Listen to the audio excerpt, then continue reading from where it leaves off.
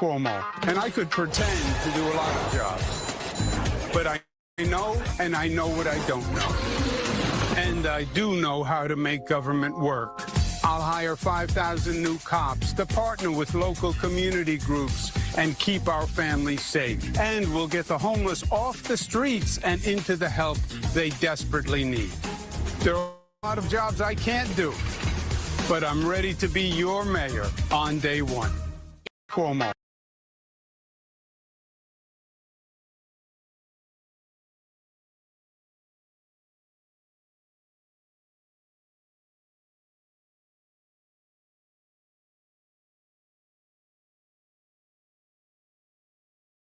Happen if their proposal was enacted is illegal aliens would be paid for.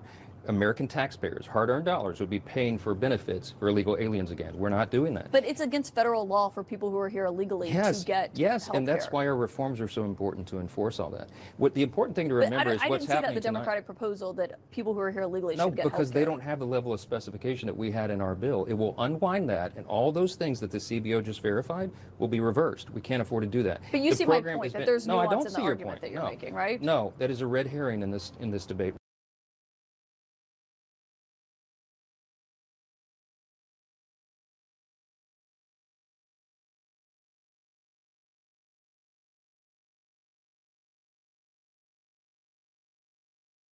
Senator Booker also said we should have bipartisan agreement. I think that's a great idea. We should have bipartisan agreement. How about we all come together and say, let's stop murders?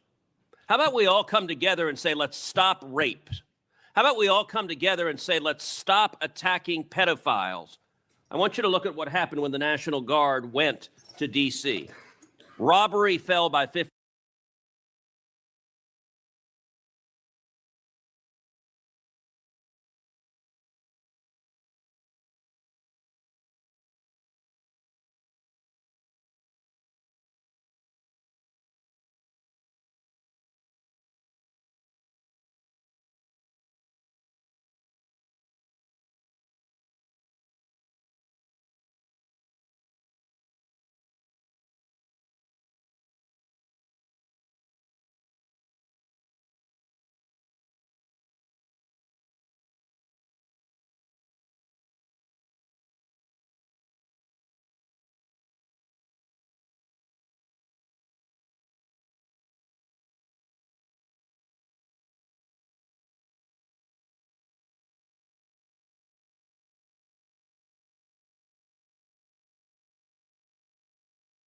Get it popping.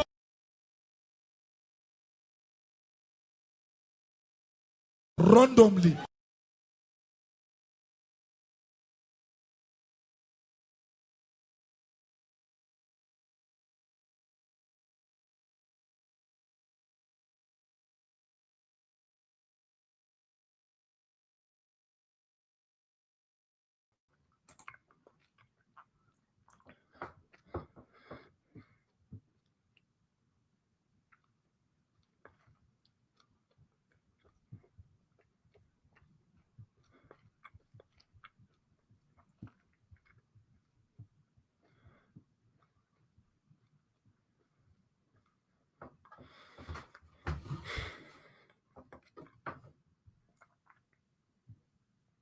Pause it for a second.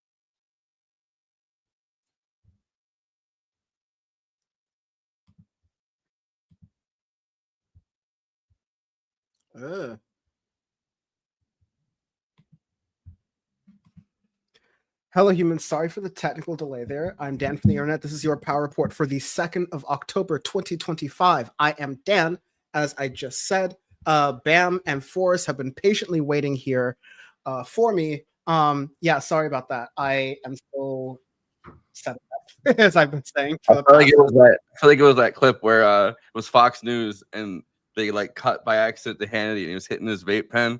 He goes, uh-oh, and then they hit they went to graphic. That's just like a normal Tuesday anywhere else on the left, but like, you know, for Handy, it's a scandal. I remember when Sam Theater was upset that one of the Chapo boys went on the it was who was the creepy one? Virgil Texas? Yeah, that's the one. So I was gonna say his podcast with Brianna Joy Gray. He was vaping during his first interview with Sam Cedar, like the entire time. People were like, "Oh, that's so offensive." I'm like, "Oh, that's Tuesday."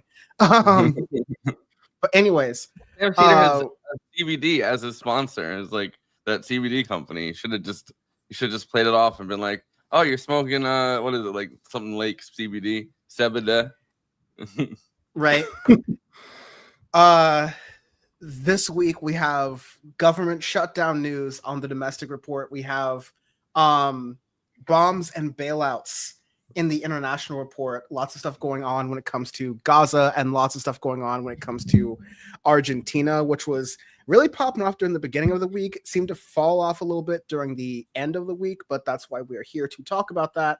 And yeah, of course, things that are happening. Gen Z is really rising up when it comes to either the flotillas that are going on or different uprisings that are happening in the, you know, so-called global South, as Bam would call it, those dirty ass third world countries.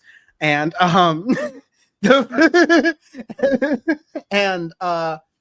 a lot of funny stuff to go over that I will hope to go over with at least Forrest. I know Bam is only has a limited amount of patience for us, so he's got to leave early. But Eric Adams dropping out, a lot of stuff happening with comedy like hitting its roost point. And I got to make sure I get into this because I really want Bam's opinion on these things. And then if we have time, I can't Trump say much RX. about comedy because I've been invited to the next Riyadh Comedy Festival in Saudi Arabia, and yeah, so if I say anything bad about Saudi Arabia, you know, they might not let me leave. I bet they're paying you good, Forrest. Actually, I'm doing it for. I didn't know anyone else was getting paid. I just thought we were doing propaganda for Saudi Arabia for free. So they said they'll give me a really nice dinner, and I said, sure, that sounds great, Mohammed bin Salman or whatever. Do it for the love of the game. I'll have my steak Khashoggi style. That's a good one. I dismembered that steak. It was the anniversary of Jamal Khashoggi's dismemberment that they did the Riyadh Comedy Festival. I thought it was also, you know, like 9/11 was obviously on 9/11, and I think that's too big a flex. That's too big a flex. It's like if they did it on 9/11, I feel like maybe that would be too far. They're dunking on us too much. But I mean, that's comedy. That's, you know, you got to be a little bit on the nose. That's, you know, you got to push boundaries. If what's freedom of speech in a country where you have to cover your head most of the time? Anyways, this is your power report. Not anymore. This is your Saudi report. You sold it. You sold it like EA Sports sold to the Saudis. You got to sell all of our podcasts to the Saudis. EA Sports. It's in the money. And then you just hear the sound of a bone saw in the background. EA Sports. Bam. Lead us to the promised land. Where should we start this week? Well, you guys are both New Yorkers. Might as well start with your guys' favorite mayor, Mr. Adams. No. I mean, fine. I let you choose, so we'll get it out of the way really quickly.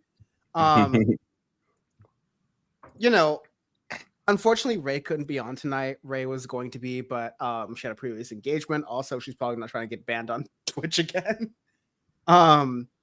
But Eric Adams has dropped out, and I'm gonna play the main clip that, like, gets the gist of him dropping out very shortly. But of course, he was the Democratic mayor. He was seen as like this sort of figure who was kind of like a shoo-in. Like, despite all we've achieved, cop.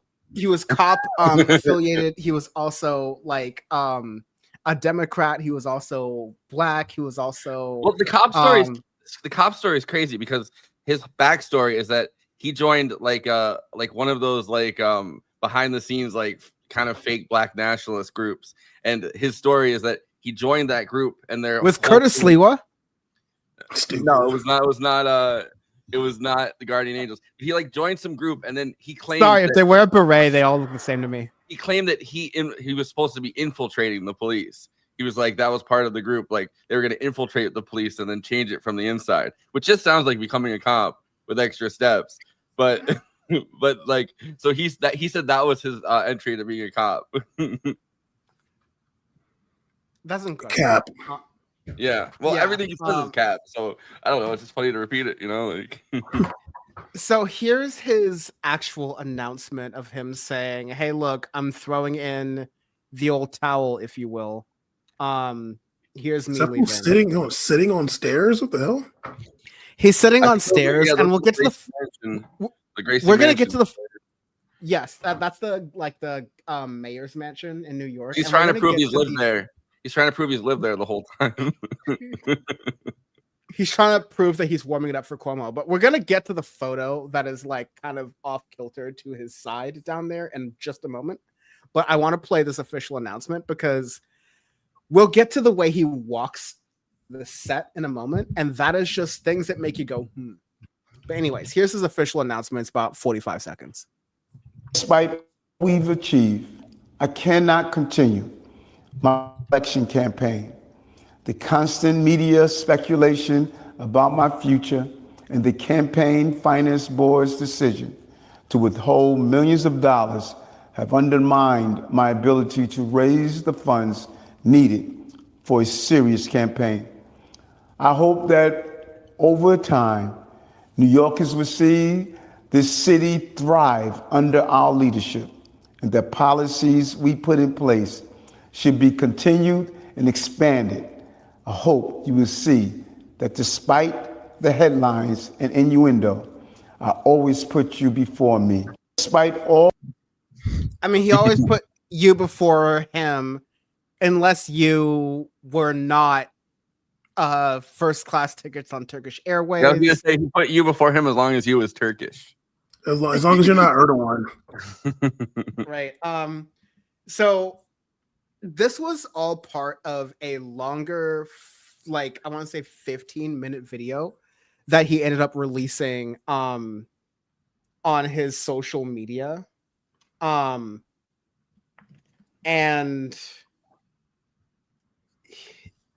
like it was just like completely insane what he did. But I also wanted to really fast, just to get some of your initial thoughts as to his dropping out. I also wanted to play this clip of today that was the anniversary of the 7th anniversary of Jamal Khashoggi getting dismembered by a bone saw. October. And 2nd.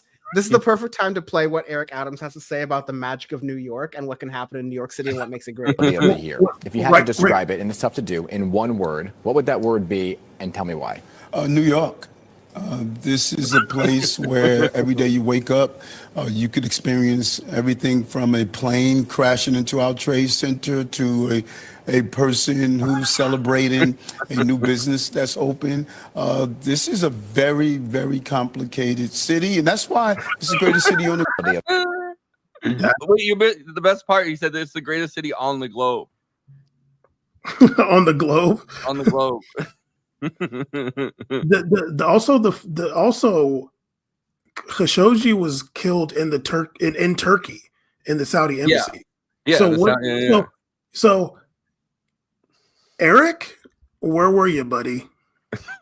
That's how they made him get those plane tickets. You just see Eric Adams. He's like, "Welcome to the embassy." That was in Turkey. By the way, it's not fair that they make him read because he's not very good at reading. It's not fair they make him read they made him read his campaign announcement. He's not I don't think he can. He's very very bad at it. So he's like squinting while he's doing it, and he's like, "It was an honor to be your mayor," or whatever, and then. How long? This is something that Dan would ask, so I'm gonna just do it before Dan can say it. How long before Eric Adams is in a Tyler Perry movie? Medea's mayoral campaign. Because he be having them ratchet ass movies now. I just be seeing clips of them. Like, how long before Eric Adams is beating up some dark skinned black woman? No, they're going to buy that woman's this woman that was his sports person, like his sports czar, is publishing a book about how she fucked that Eric Adams. His sports, it's big sports person that was working inside of his administration, published this thing in the New York Times about how she's going to publish her tell-all novel or tell-all book about how she fucked Eric Adams and they fell in love. I bet Tyler Perry buys that. That's gonna be yeah. So Tyler Perry's and then he tries to create a steamy the black woman working in this. She's like, "I'd like a job, Eric Adams," and he's like, "Oh, I bet you would." I never thought that when I was born that I would be doomed to live in an infinite loop of the Corinne Stevens story, but nevertheless, here we are. Well, the whole thing with Eric Adams at the beginning is that they knew they didn't know anything about it. So obviously they didn't know where he lived. They don't know who he's in a relationship with. There's several people that he's been romantically linked to because he's single. And then he has his son or whatever, and he's claiming he lives at his son's house, but it's clearly his son's house. He's all his son's Jordans on the ground, next to the bed, but he said it was his bed. And the crack pipes. Yeah, well, but that's the thing. I feel like he was fucking his way through New York, and he was hanging out at a Zero Place or whatever, that fancy Trump supporter owned club or whatever that you have to. So what you're saying is that it wasn't Kamala Harris who was fucking her way to the top. It was Eric Adams. I mean, yeah. Maybe if Kamala Harris was younger, she could have fucked Eric Adams. Who knows? I don't know. Cops beget cops, but I'm gonna play the first. It's popular now. What did I want to do? Yeah, I want to play the first minute of this clip here because this is how. So Eric Adams, his dropout speech goes on for 9 minutes, which is not that uncharacteristic. Yeah, I had to stop watching after the first 3. Dude, I don't care enough at this point to watch that. But I think the first minute, I want Bam's immediate thoughts after I finish playing this clip. And let me try to get the full thing. It's going to be a minute long, but I just want Bam's thoughts off the rip because you haven't seen this yet, right? Have you? I have not. Okay, awesome. So remember how I said there was a thing to Eric Adams' side that he was talking about? Okay, Bravo TV, watch what happens.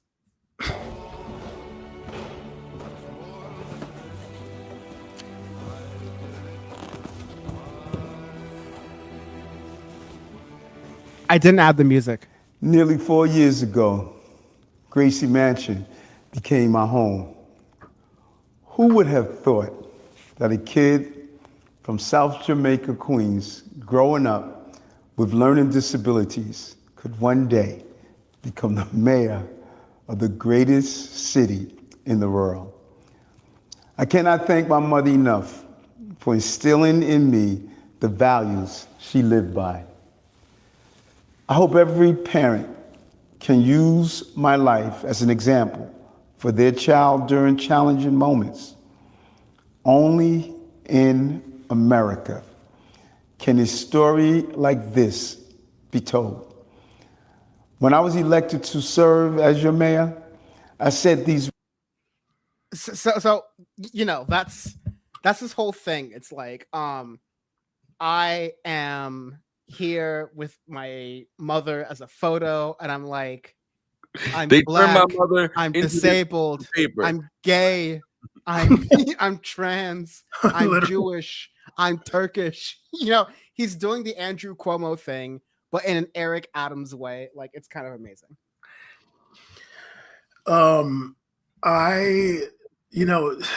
Just get out of there, dude. Like, nobody cares. Like, you're out now. Like, you're not gonna be mayor anymore. Just go. We don't need this. But I never really heard him like slurring like that before. I guess he does have some kind of, I don't know, like I never really heard him talk that much, but he is kind of slurring right now. So maybe he do got some issues. But I'm assuming this was like on Twitter, maybe. I don't know. Like, and I'm just like, dog, like you put this picture of your mom and people are about to flame her up, dude. Like, your mom is getting flamed right now in the comments. And why'd you do that to her? He does have some pretty brolic forearms. I'm not gonna flame her, but definitely the comments flamed her. Hopefully it wasn't like live on YouTube. Force, you caught me before I was gonna try to like rage bait Bam into flaming her. No, I'm not doing that. I wanted to also. Zoran has a really funny response to this. Wait, the best part about get into that.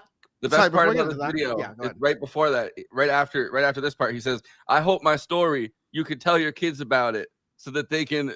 He's like, it's right after this. He says like he hopes that parents tell their kids about this story to inspire them or whatever. Yeah, Like, I literally.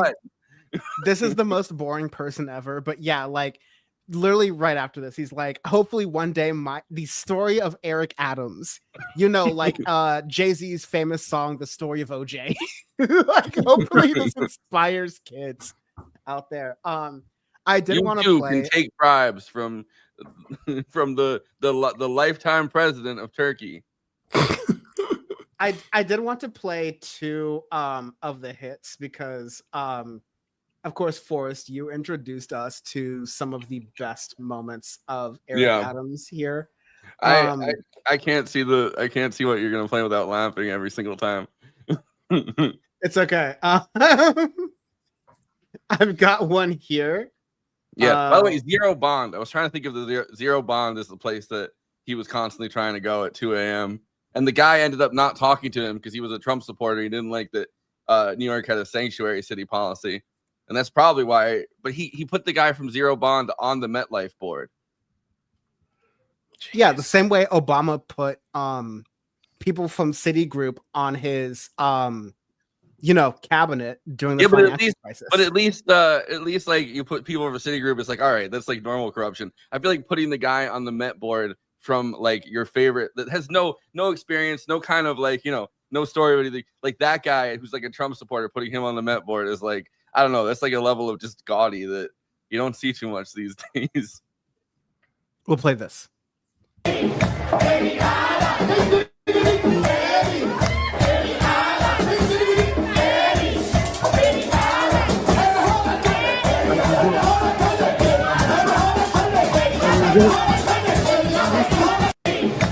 will vote for Donald Trump. Bam's convinced. I will vote for Donald Trump.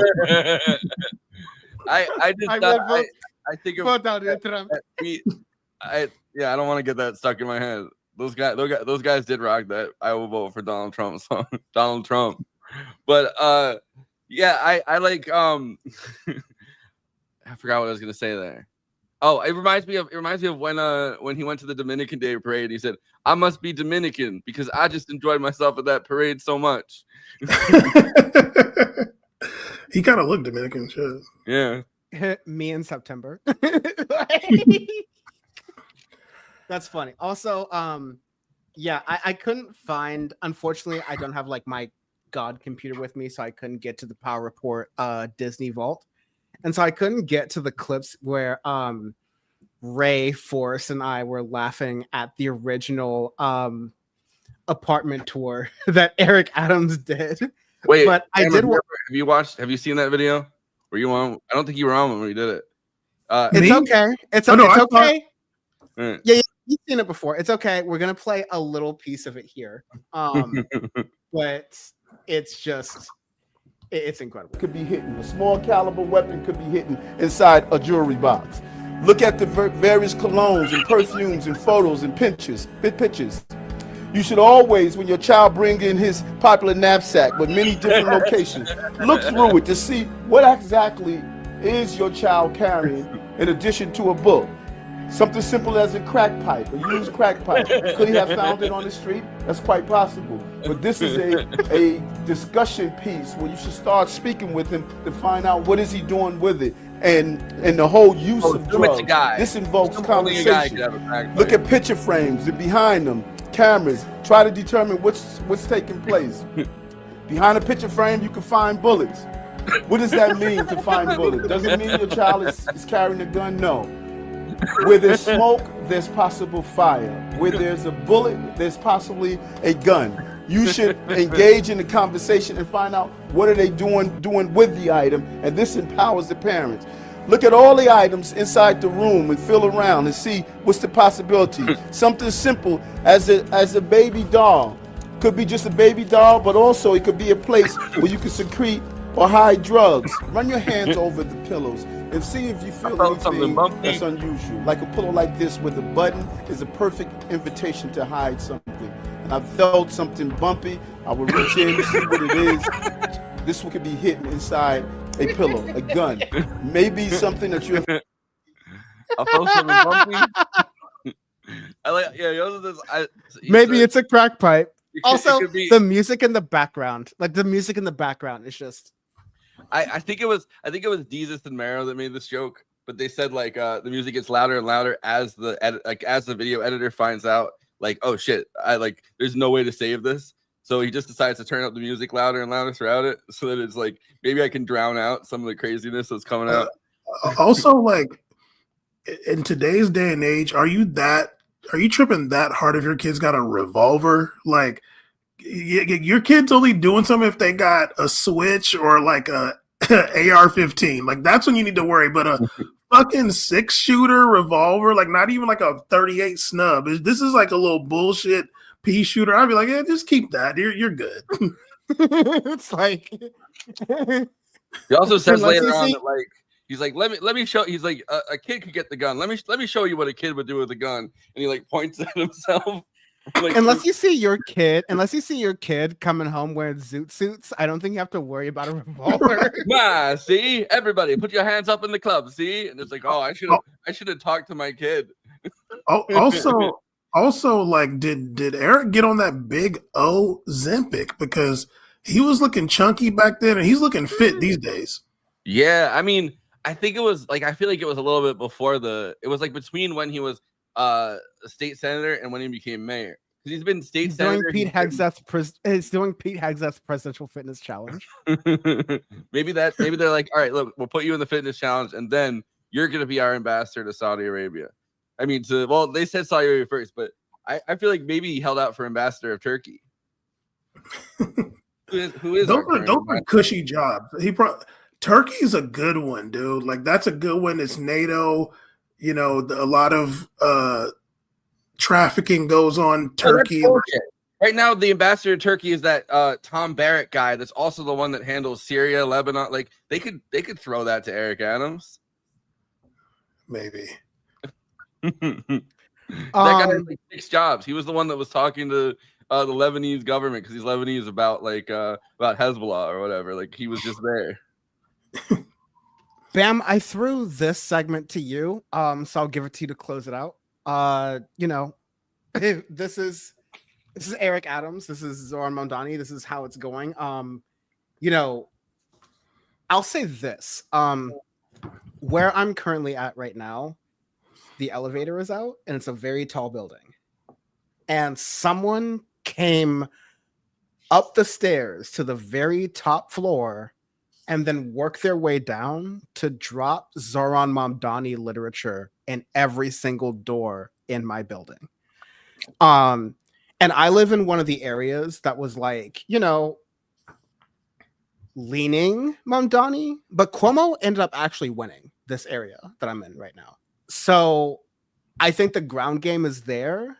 I think the fact that Eric Adams is dropping out of the race after the deadline, so that Eric Adams's name is still going to appear on the ballot. So he's basically going to just waste votes. He's going to waste votes. Crazy! I didn't know that.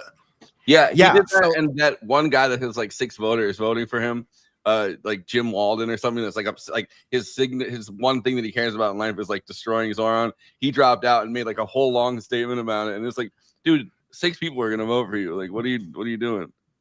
Yeah, like completely irrelevant, barely even worth your like speaking time on that. But like it's the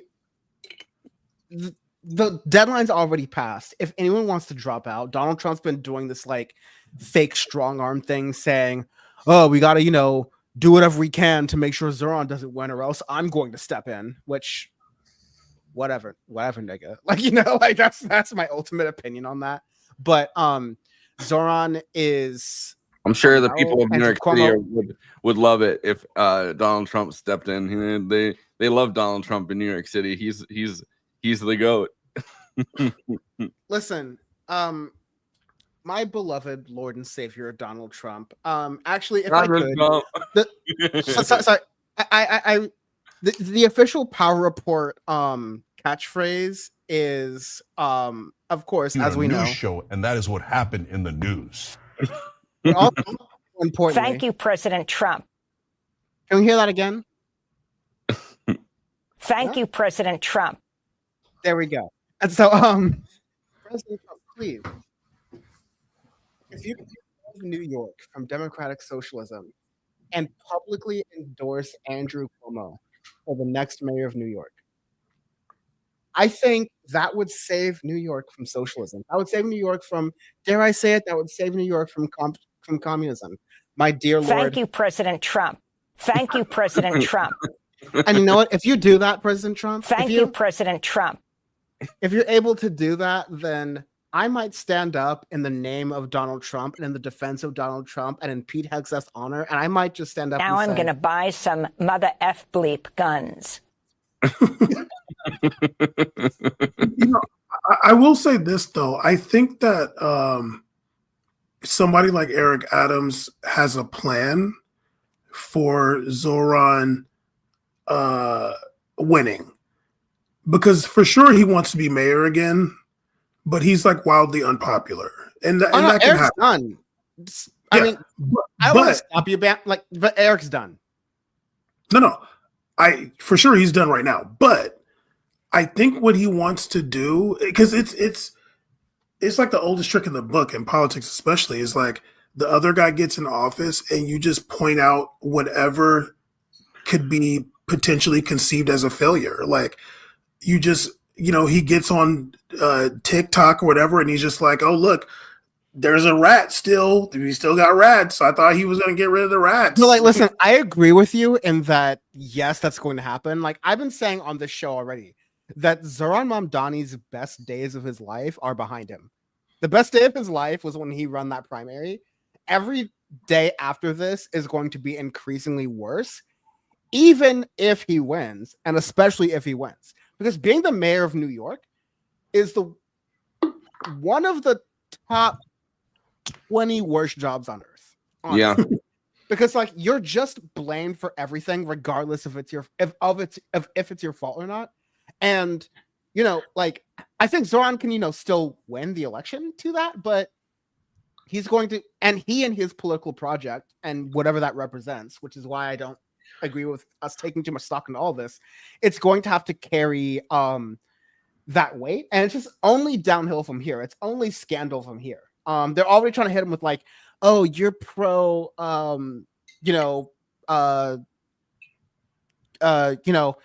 sex work. You're pro all these other different."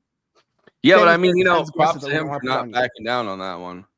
Like, props to him for being like.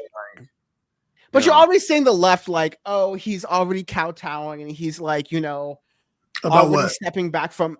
They're saying, "Oh, he's stepping back from the whole what globalize the intifada thing," which is like, A, not a thing he ever said. B, not a thing he ever really endorsed. C, the most thing he said was like, "Hey, listen, when some people say that, like, they're just talking about resistance. They're not necessarily talking about like, violent action, like a homicidal action against a certain group of people, if a certain group of people take it that way, like there's a conversation there. And I think that's where Zoran is sort of started to move. For maybe he believes it, maybe he doesn't, but for the sake of a campaign, especially in New York, happy Yom Kippur and Rosh Hashanah to all those watching. I doubt you're watching, because generally you should spend the high holy days with your family and not watching political shows. But he's appealing to the broader segment of New York and the broader people of New York, and also the broader Democratic politicians who maybe in a vacuum, Hakeem Jeffries endorsing Zoran Mamdani doesn't matter, but the fact that Hakeem Jeffries has run his campaign being AIPAC Shakur, which more on that later, makes it so that if he endorses Zoran Mamdani, then all of his supporters who think and know that Hakeem Jeffries is a Zionist are going to look at that and go, hey, are you really with us or are you actually against us? And that's going to be what Hakeem Jeffries doesn't want, because he has no spine, no balls. He's just a bulbous blob of platitude, and that's the way he governs, pretty much. Yeah, I mean, the one thing that kind of bummed me out during the campaign is that Zoran said he'd apologize for saying the NYPD is racist, anti-queer, and corrupt or whatever. And it's those things are provably true. All of those things, the NYPD has decades and decades of history of the worst fucking racial incidents that any really, I mean, not any, not the South, but a lot of northern cities at least have had, they've had more of those unfortunate racial incidents, to the point where during David Dinkins as the first black mayor, during his term, they literally called him the N-word, and then he came out to talk to the cops because they went on strike. The cops went on strike for a week or a month or something, and he walked out to talk to them. They all turned his back on him because he wanted a civilian review board. So it's I don't know. I feel there's no way to, once you start apologizing for shit like that, they just, no one says, oh, he apologized, it's good now. They're just what else can we wring out of this person? If you're willing to apologize for that, which is something self-evidently true, it's can we get you to apologize for this and that? They just take more. Nobody backs down because you apologize. They're not oh, good, he apologized, let me vote for him now. Yeah, I mean, I still support the guy. I mean, I can't do nothing for him from here, but I feel at the end of the day, it's politics on a big level, and 100% the NYPD has more power than he does as mayor. Oh, yeah. They are stronger than him in every way. De Blasio had his whole administration up, and he had his daughter obviously was half black, and they started saying we know where your daughter goes to school, and we're gonna fucking kill her. And it's they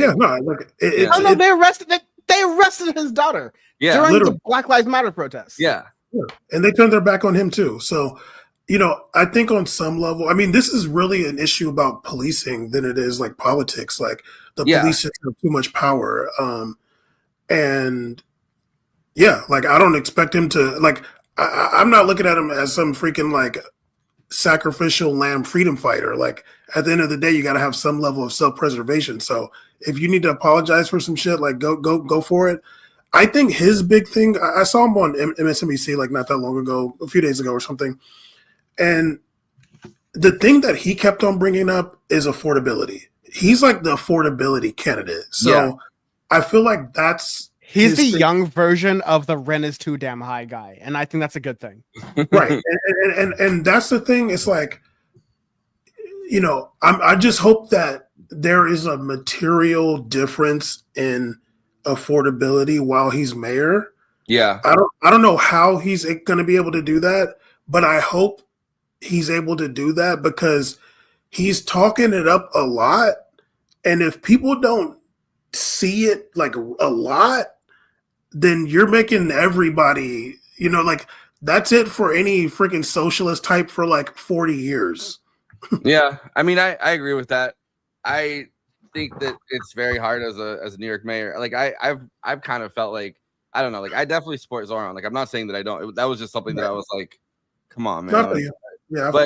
But I think that it's very hard because the mayor doesn't have that much power. The mayor actually lost more power during Eric Adams' tenure, because Eric Adams started appointing people that were so fucking crazy that the city council took back the power of the mayor to just appoint people. So now everybody that like you want to appoint as a mayor has to go through city council. That wasn't the case before Eric Adams, but he just started appointing people that were like so crazy that the city council was like, yeah, we can't do this without without giving this person a background check and like having to vote on it. Like you can no longer give like your favorite like nightclub owner like a powerful job in the city. That is, it's not going to fly.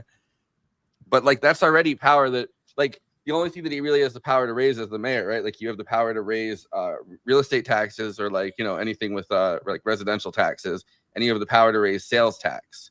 Those are the only two you have and then that has to go through city council. If you want to raise, if you need a raise in like like income taxes, or if you need a raise in really any other kind of tax besides like residential tax, like for like housing, like you have to go through the state legislature, and then you have to get it like signed by the governor, or the governor vetoes it, and you have to get 2/3 of the legislature. Yeah, I agree with you. Like I think there's a lot of things to unpack, and I think ultimately the topic here that I want to move on from very quickly, because this is, I think the online left this is going to be one of those I critique the online left a little bit episodes, but let's put the pin in that. I think we're focused a lot on New York City. I don't think it's the center of the world, even though I'm here right now. I think there's so much going on in the rest of the world, and people here especially forget about it because there's so much going on here. That being said, like, get off Zoran's dick. Like, I'm not talking to anyone on this podcast, but I'm just saying in general, like, I see people online who are like, he's not this enough, he's not that enough, he's, going against his principles. And I think we're just going to come back to something that Bam and I were saying a lot last episode that we're going to continue saying. Dude, shut up and run for office. Like, stop popping off on the internet. And if you have any complaints about someone who is an incumbent candidate who is polling against, someone who is an insurgent candidate who is polling against the incumbent and beating them in double digits, unless you're doing that in your own neighborhood, sit the fuck down and shut the fuck up while Billy Mays is talking. Like, honestly, like that was the full point in the sentence. Like, I really have no patience, especially like I didn't have a lot of patience during the Biden administration during this, but I would bite my tongue. I just especially don't have patience during this time, during this amount of urgency for, again, not attacking Forrest or Bam or anyone here. But just in general, like the stuff I don't use social media at all. And I'm like at the happiest points I've been in my adult life because of it. But when I do check into X or Threads or whatever, or occasionally Blue Sky, because I see it less on Threads and Blue Sky. But when I do check into all those platforms, I see sometimes people who are like tone policing Zoran Mamdani from the left. And I'm like, dude, shut the fuck down. Shut the fuck up. You bought the ticket. Now pay the ride. Like, is what I'm saying? Like, a lot of times they didn't even buy it. A lot of times they didn't even buy the ticket because they're not even in this, like in New York City or in New York State. It's like people from a different part of the thing. I mean, they're in America. If you're in America and you're like have enough, if you have enough energy to have,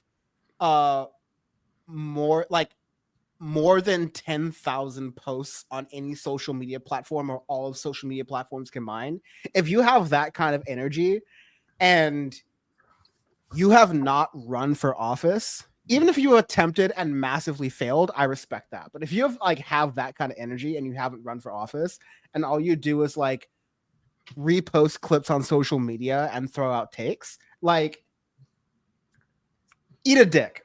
Actually, like, that's where I'm at. Like, I don't care anymore. Like, this is not the time for armchair punditry. This is the time for people who are like, if you're gonna get on camera and show your face and say your opinion, I think that's courageous. I think that's, people give a lot too much courage for people like us who are on camera, but I think that's a courageous act. If you're going to run for office, I think that's an even better and more useful, more fruitful act. If you're gonna get out in the streets and be counter to a lot of what is going on in this regime where it comes to arresting or, trying to de-arrest people. Like, I think that's the best thing you can do. Not everyone's built for that. I don't expect everyone to do that, but like, it all comes back to, until you are actually getting out on the streets and forcing some type of change, whether you live in Broke Dick, Nebraska, or big building, Brooklyn, like, shut the fuck up and fight, or shut the fuck up and start watching Real Housewives, because this is not the time for people who are just going to like twiddle their thumbs, whether you're a Chuck Schumer or whether you're an online leftist. To me, they're both bums to me. They're both. Yeah. I think also just go get trichinosis and die, you pig. I'm sorry. I'm not gonna go all right Michael Savage on him, but there is like just like, I don't know, like politics is a bummer. Like any political race is a bummer, right? Like anybody that has any kind of like real radical edge to them or whatever, it's gonna get bled dry. And like you have to know that's gonna happen. Like you have to know that's gonna happen to pretty much everybody that runs for office. And then you have to just hope like the Overton window or whatever moves further and further in your direction, but like there's also reverses to it. And it just feels like people project, like when there's any kind of like left-leaning candidate of any kind, right? Like people project like the I guess just, I don't know, just like the overwhelming like dread and like panic and like just the feeling of like the whole thing being like bumming them out, right? Like it just gets projected onto those candidates, like the ones that are actually doing well, rather than the ones that are, you know, like insidious goblins or whatever that try to run for office. Yeah. Bam, last word, and then I'm gonna last word. Jump a Look, man, we got to build a big tent. Like I said before, Steve Bannon is an ultra right, super duper to the right of every Republican, and he looks at them as part of his coalition because they're all against us, and including the center. So we got to build coalition, dude. Like you got to put your pride to the side and fight a fight that you can actually fight. And these goblins, I think Forrest just said that. Yeah. There's goblins out here, dude. So we got to, put your pride to the side. Put your pride to the side, fight for what you know is right, and we've got to actually really get serious about that. I'm sorry, Forrest, but like I want to, we're on the space for the first hour. I want to make sure that like folks know to check us out on youtube.com/Dan from the internet to get the rest of 3 hours of the show. But like in this whole main piece here of like funny things, I think this ties in very well to this whole thing that's going on with comedians. There's the Bam, I don't know if you have your globe or your like map in front of you, but like I don't know how to pronounce this part of Saudi Arabia. Is it Riyadh? Is it Rida? Stupid. What can you help us here? Is it Rhodesia? Riyadh? He knows, but I will say this: Riyadh is part of Saudi Arabia called Ryan. You mean Ryan? That's how I anglicize it. It's called Ryan. It's called Nejd. That's in the Nejd region, and it's a big plateau, and there ain't shit around there. It's straight rocks and desert. I renege on that. Nejd. But I mean, that is like, there's this weird thing, right? I mean, about like Israel too, where it's like, if you can make the desert bloom, if you can build like a metropolis in the middle of the desert and like quote unquote make the desert bloom, it's like almost like a power, like it's a power move to like certain like countries or whatever that are stuck in the middle of the Middle East. They're like, if you can literally like create a metropolis out of sand. You ever heard of Las Vegas? Yeah, well, but it's not as impressive here for whatever reason. Well, yeah, because you've ever been to Las Vegas? Yeah, no. It's Atlantic City in the desert, and Atlantic City has a beach, and look what happened to that. I just think about casino where like every time they want to have a meeting, and it's like you're probably going to get jumped into like a hole or whatever. They have to go all the way out into the desert, and those long shots where you're watching Joe Pesci come up through Robert De Niro's sunglasses. Like I'm still like, why are we treating Donald Trump as like, oh, I don't know, maybe he has a good take on the economy when like he bankrupted casinos? The house always wins is the rule with casinos. I mean, that's not the rule. If you have a single family home and you are a straight man and a straight woman raising 2.5 kids and a dog and a cat or some shit like that, your house is not really making you. I mean, like, it's making you money, maybe. But also, I was just reading a story where a lot of the people who were buying houses for the first time, oftentimes during COVID, now, because of the way the housing market has gone, the way the interest rates have gone, they're underwater. So the price they bought their houses at is higher than the value of the place they're living in. My brain just thought you were going to say because of woke. Now, because of woke. Yeah.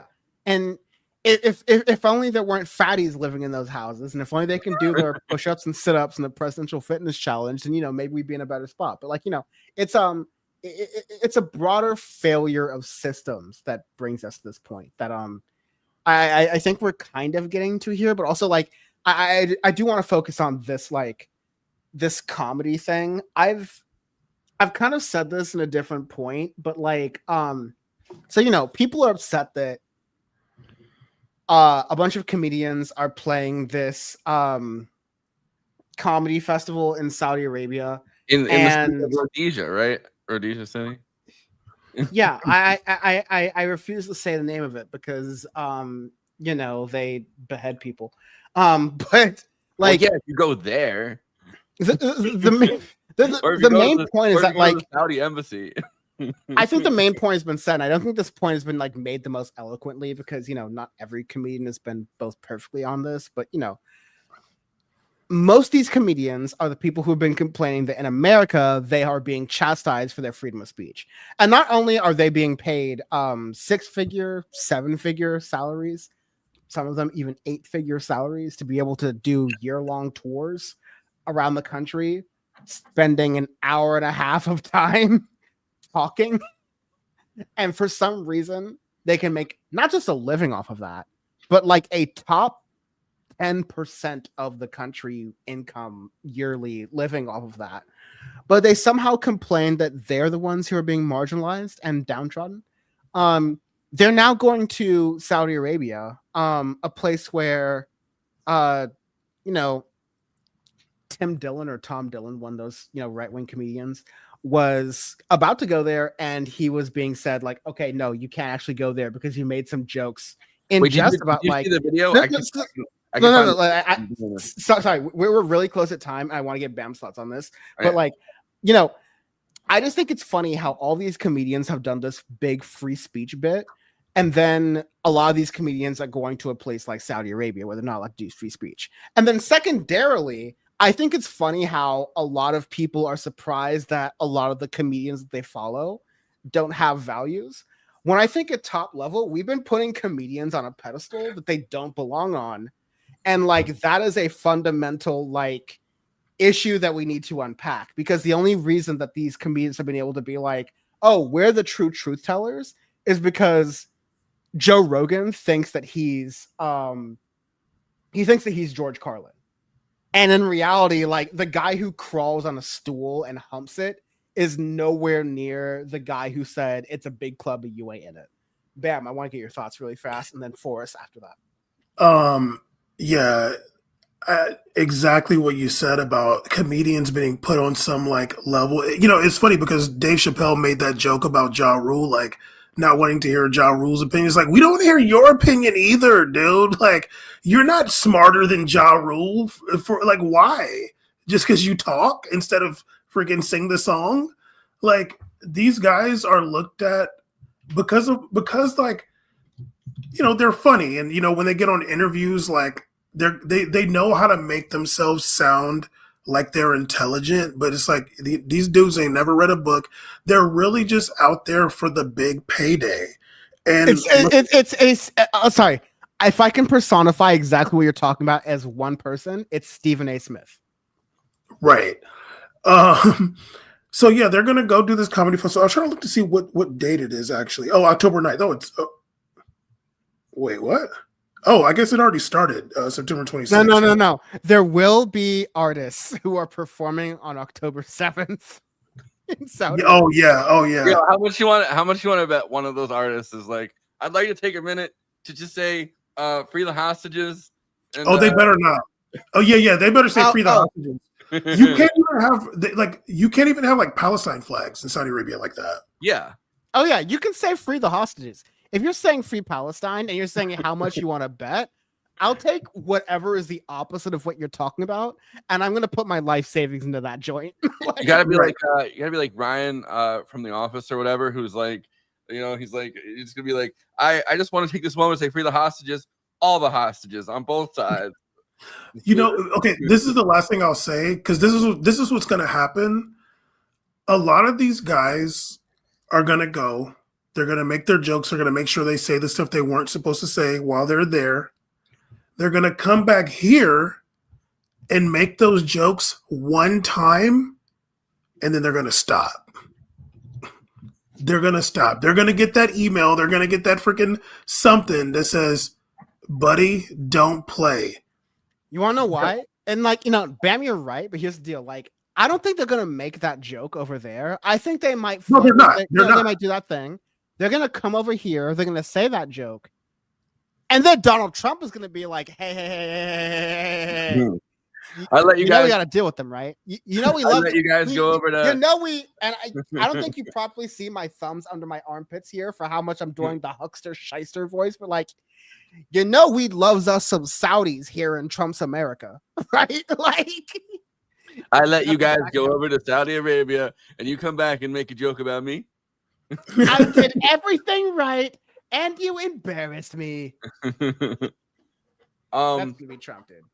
I think the whole comedian is true to I've thought about this a lot, just as they've proven themselves over and over again to be the opposite of truth tellers. But I think it goes back to the overall media failure during the Iraq War, the lead up to the Iraq War and during the Bush administration, because the only person that was allowed to say anything about, or the only people that were really allowed to say anything about the Iraq War and to publicly oppose it and to publicly oppose the WMD, the entire lie about that, were people on just on Comedy Central, like Jon Stewart, or and not to put him down or say he's not, but they supplanted journalists in that moment because the media failure on the actual news was so bad that it was they kind of got the Fourth Estate welcomed in comedians after that, because it was oh well, comedians can say what we're all what we'd all get fired. Donahue got fired from one of the biggest fucking stars on NBC for the longest time, the Donahue show. He spoke out about the Iraq War. They fired him for that. The freedom of speech has been non-existent for a long time, and so during the Bush administration, Jon Stewart kind of was one of the first people to be a comedian truth teller, and it was just because of an opening left behind by journalists. You want to know why Bill Maher still exists on HBO? No one loves his show. It's boring. It's hack. Everyone who writes for it hates it.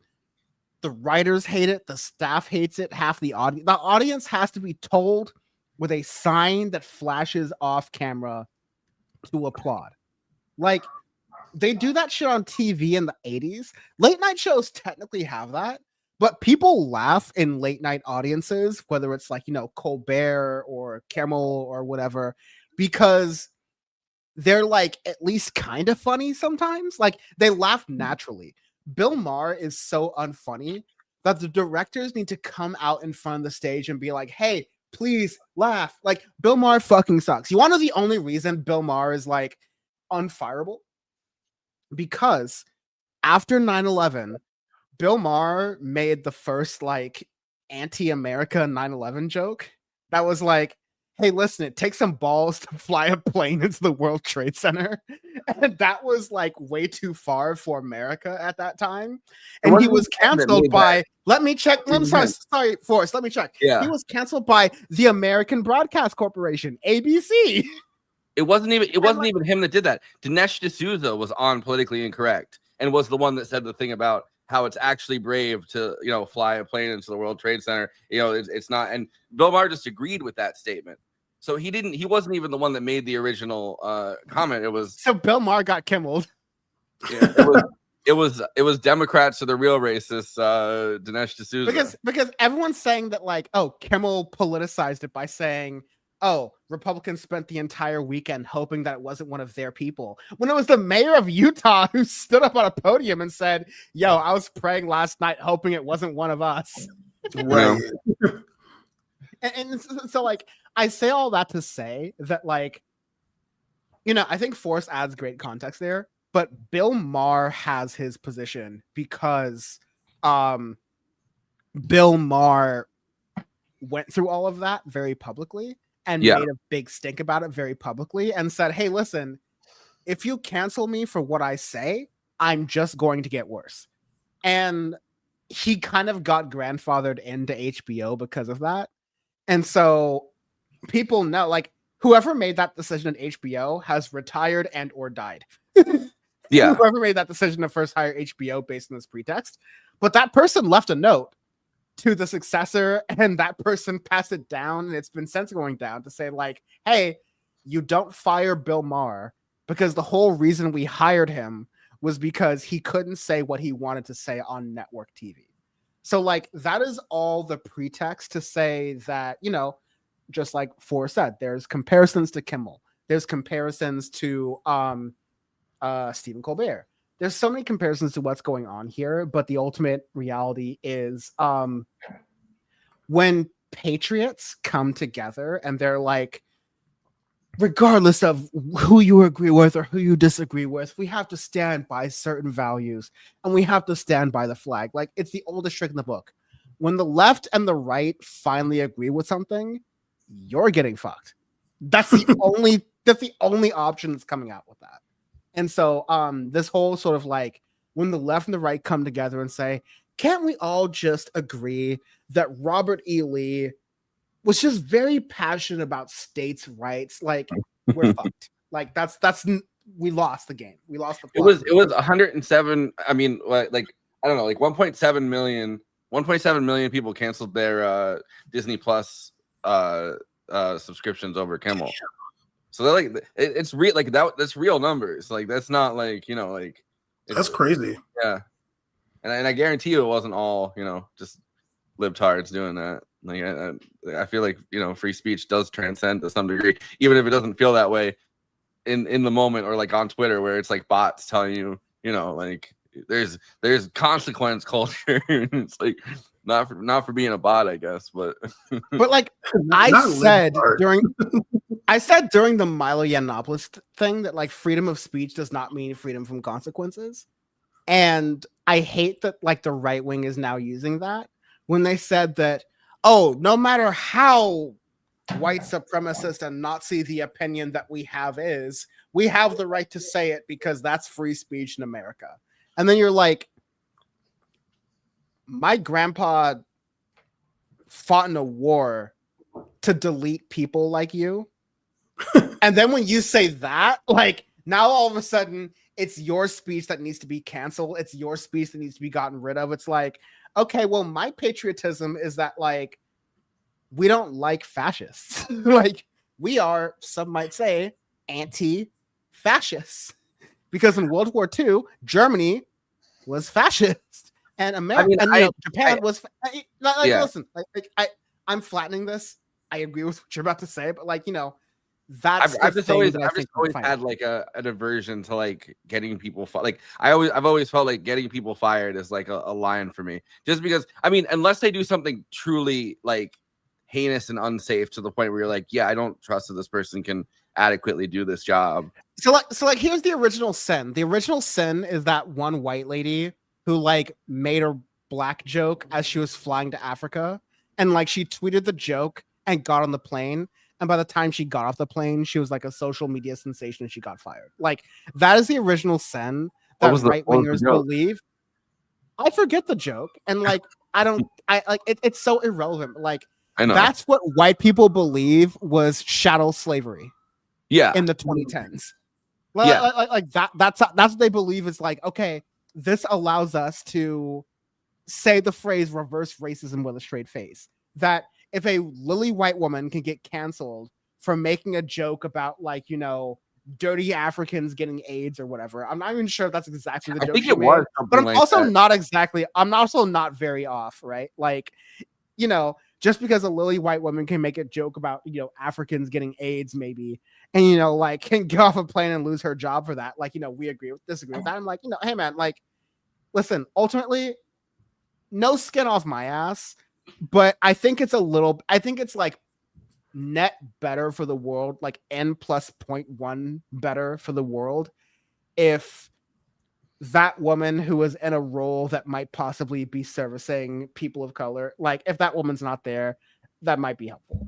Or, if that woman is just like sent to hide for a very long time and not in any public facing role and doesn't have to deal with any people of color or like decisions that may impact their lives and, does something else, and, sure. But yeah, I mean, that's the thing is that like, my last point is that, like, so much of Republican culture is self-victimization. They will accuse college students of like, oh, you're just playing the victim. Oh, you're just bringing up history like from 200 years ago. Meanwhile, these same people are like, you bringing up that history from 200 years ago offends me and makes me feel bad. Therefore, I'm going to complicate life for you. So yeah, I mean, that's why like the intersection, recently of like Republican, like conservative, like culture war conservatives and Zionists has been a nightmare, because it's like they could teach you guys way too much fucking shit about how to make life hell for people. Like, I hope that alliance doesn't, that alliance does not become cemented to the point where like Zionists teach, like I've already seen them teach conservatives about the hostage posters, because they had posters of Charlie Kirk, and when people ripped down the posters of Charlie Kirk, there was a camera filming them so they could call up and be like, this person don't respect Charlie Kirk. And they did the same thing. I'm just like, they did the same thing in New York, even before I was like, around here. They did the same thing when like, people would rip down posters of the hostages that were like posted in New York, like, wanted, you should care about them. It's like, what does anyone in New York City have to do with Hamas? Unless you really think like that, which a lot of people did. And when people would rip down those posters, there'd be a bunch of other people who'd be like, oh, I'm sending this to libs of TikTok. You're going to get canceled and you're going to lose your job, which makes it all like, okay, so like, this was never about like a principle thing. This was more like a, you scratch me, I'm going to punch you sort of thing, which is what we always warned about. I would also say like, my thing about like having a university getting people fired, there are definitely jobs like nursing. Like if somebody said something racist and they're like in nursing, like that person absolutely should get fired. Or like if they're working like a job where like they're like touching food that like that people of color touch and they say something racist, like I like those, like there are definitely exceptions to my thing where I think like the people should not be trusted in a role where they actually directly affect stuff. It's just in general, I think that getting people fired makes them insane, and it doesn't help the situation. Like you have an unemployed person sitting at home for an extended amount of time. Eventually, another racist person is just going to hire them. You know what I mean? Like, look, I disagree. If you're out here being racist, we're trying to build a civil society where people get along with each other and can tolerate and love each other potentially, maybe. If you're out here being racist in public and shit, you're not contributing to that. That is antisocial behavior. There's somebody who's unemployed that is a decent person that should be in that role. Because, and this is a thing, and I'm not directing this at you, Forrest, like, because we do have freedom of speech in this country, racism is just so, it's like, it could seem less taboo than it should be. But like, it's not that the person said something racist. It's that they're like hateful internally. Like you are an internally hateful person. And I'm not talking about the jokes, because I'm racist jokes all day. And like I'm like the jokes, like let's do it. Like we can do that all day, white, black, anybody, we can do that.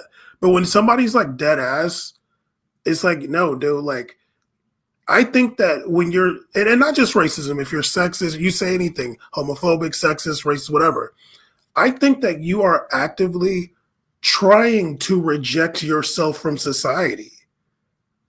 So you know, if that's what happens to you, I'm not really feeling sorry for you. There's a gazillion other people out here that just look at people as human beings and aren't being prejudiced and aren't being hateful. You know, let's promote those people. If you want to be a piece of shit, go do that somewhere on your own time and figure it out. You know, we got one of them as the president. You'll be okay. Yeah, I mean, I agree with that. I guess I was thinking more in terms of jokes. I wasn't thinking necessarily in terms of like somebody that's like legitimately like, oh, I like hate black people, and you like, and you know that for like certain Right. that like I don't know. I think that like a lot of people felt like or were afraid to they were going to get canceled over jokes. At the same time, though, there's like consequences for stuff, and like I do think that like it is like a like I don't know like people get punched in the face all the fucking time for saying something racist. You know what I mean? Like, and you have to know that if you're going to do it, that probably is going to happen at some point. It could happen. I've seen plenty videos of a gay dude or a trans woman beating the shit out of some dude who thought he was funny. I've seen plenty of videos. I don't condone that personally. I don't condone violence. But and yeah, when it's jokes, and like I can tell the difference. I mean, quiet as kept. You know, maybe in my top 3 comedians is Louis C.K. And like he literally just say the N-word, I'm not offended. Like I get the context, it's jokes, it's funny. But when somebody is like out there, you know, and whether they're enraged or whatever, I don't know, but like they're being dead racist, you fired yourself. And yeah, no, but just to again, I don't think we're arguing here. I think we're just like no, of course layering onto a point. But like just to buttress onto Bam's thing, like behind every black content creator, no matter how big or small, is a problematic, funny white dude. Like every black, especially men, every black male content creator, Bam and I and Lil Bill and FD Signifier and I Show Speed and all these other different people like included, like behind all of us is a funny, problematic white man that we like. And like it depends. It may be the one dude from Blazing Saddles. It may be Louis C.K.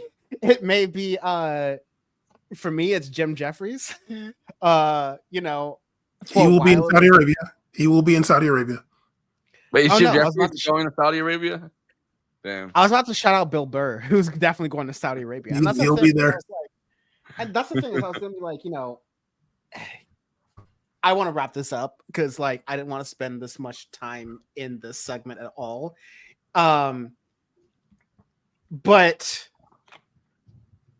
I said this in the beginning.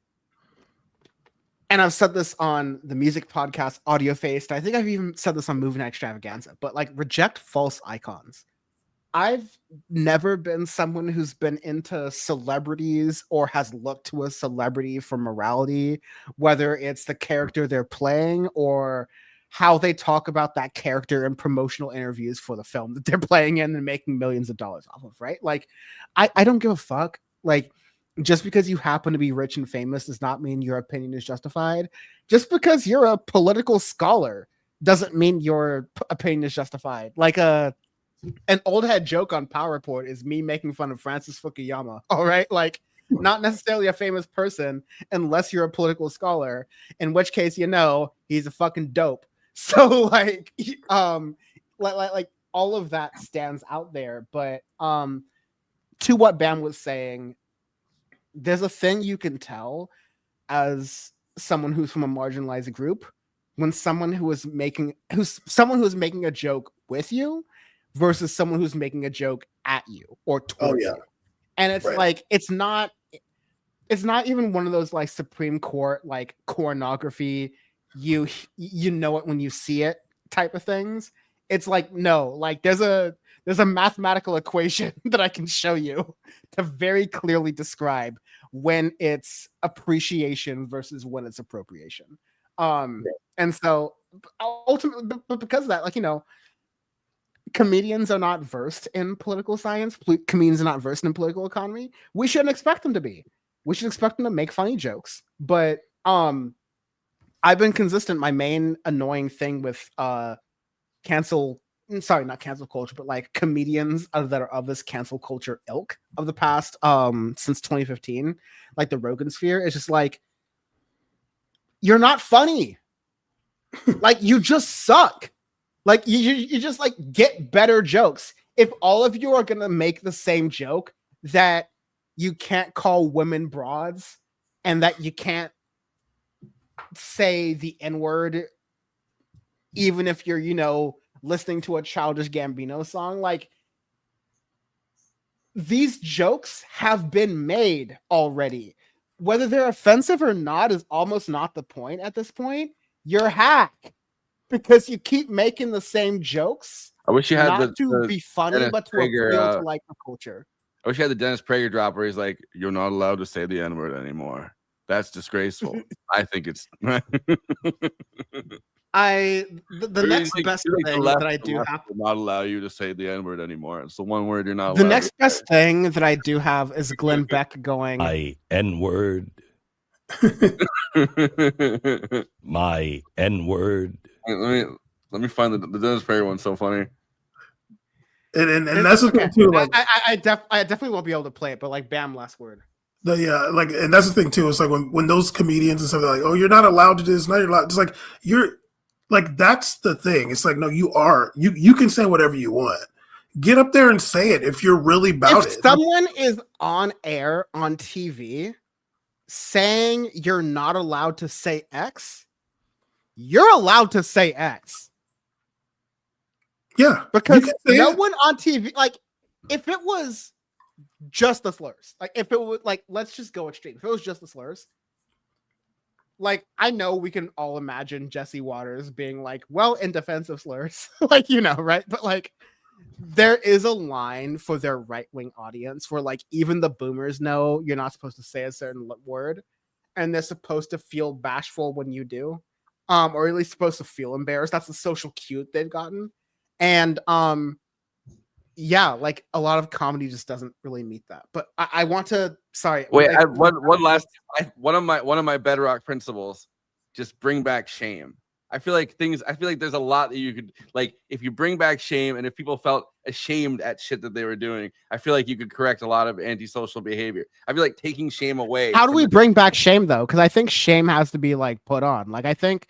I don't listen. If I knew, I'd be doing it. We kind of need to do the things we're saying. If I knew, I wouldn't be saying it on a podcast. I would just be doing. I would be out there making people have shame again. Because I feel ashamed about. Okay, well, like, I think I have a thesis though. I have a thesis for you that I would love for you to take out in the world, and I think that, like, I'm about to go into some of the international stuff with like Pete Hegseth and what he's doing.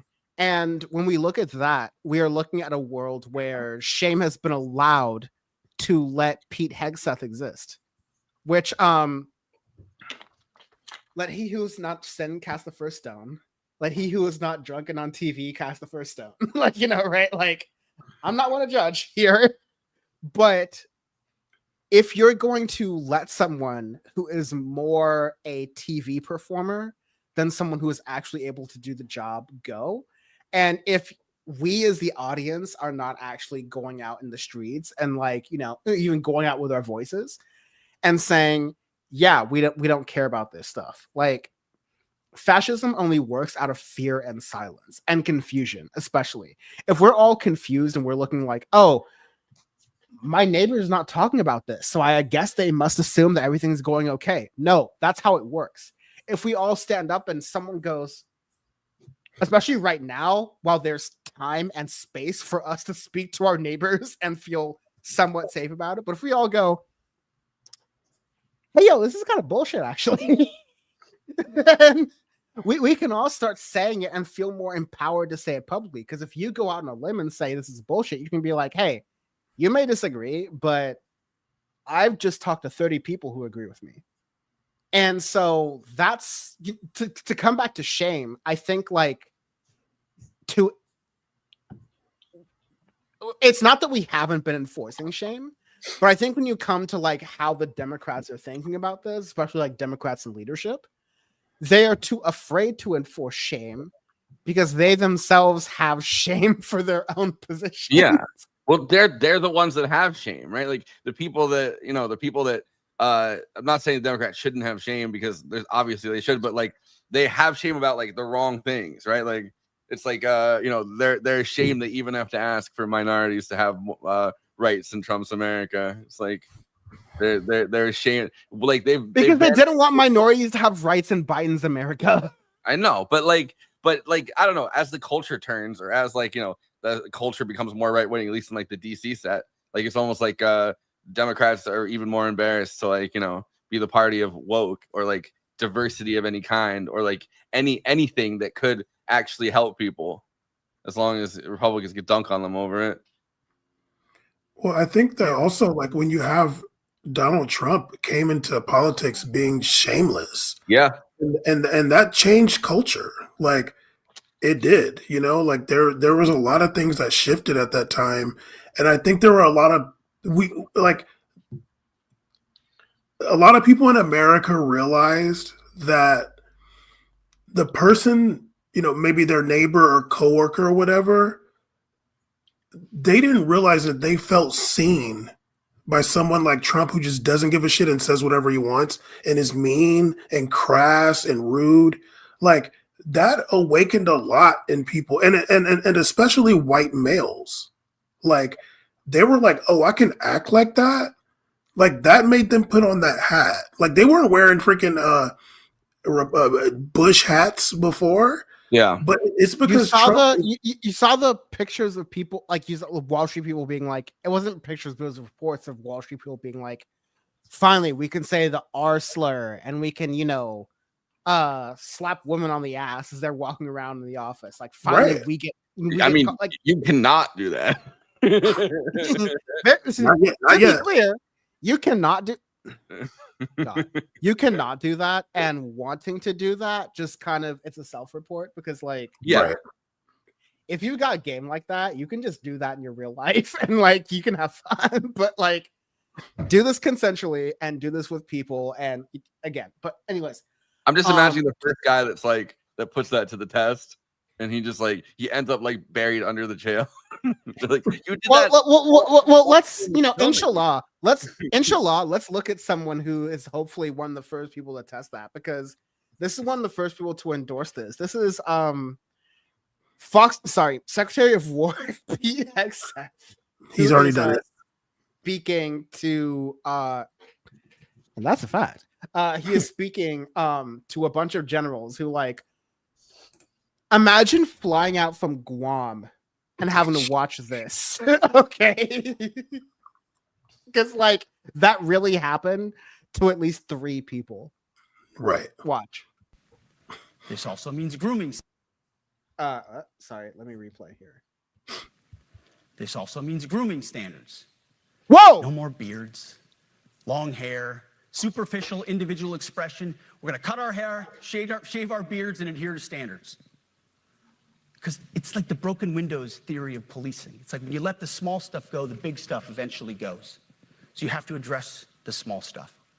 This is on duty, in the field, and in the rear. If you want a beard, you can join special forces. If not, then shave. We don't have a military full of Nordic pagans.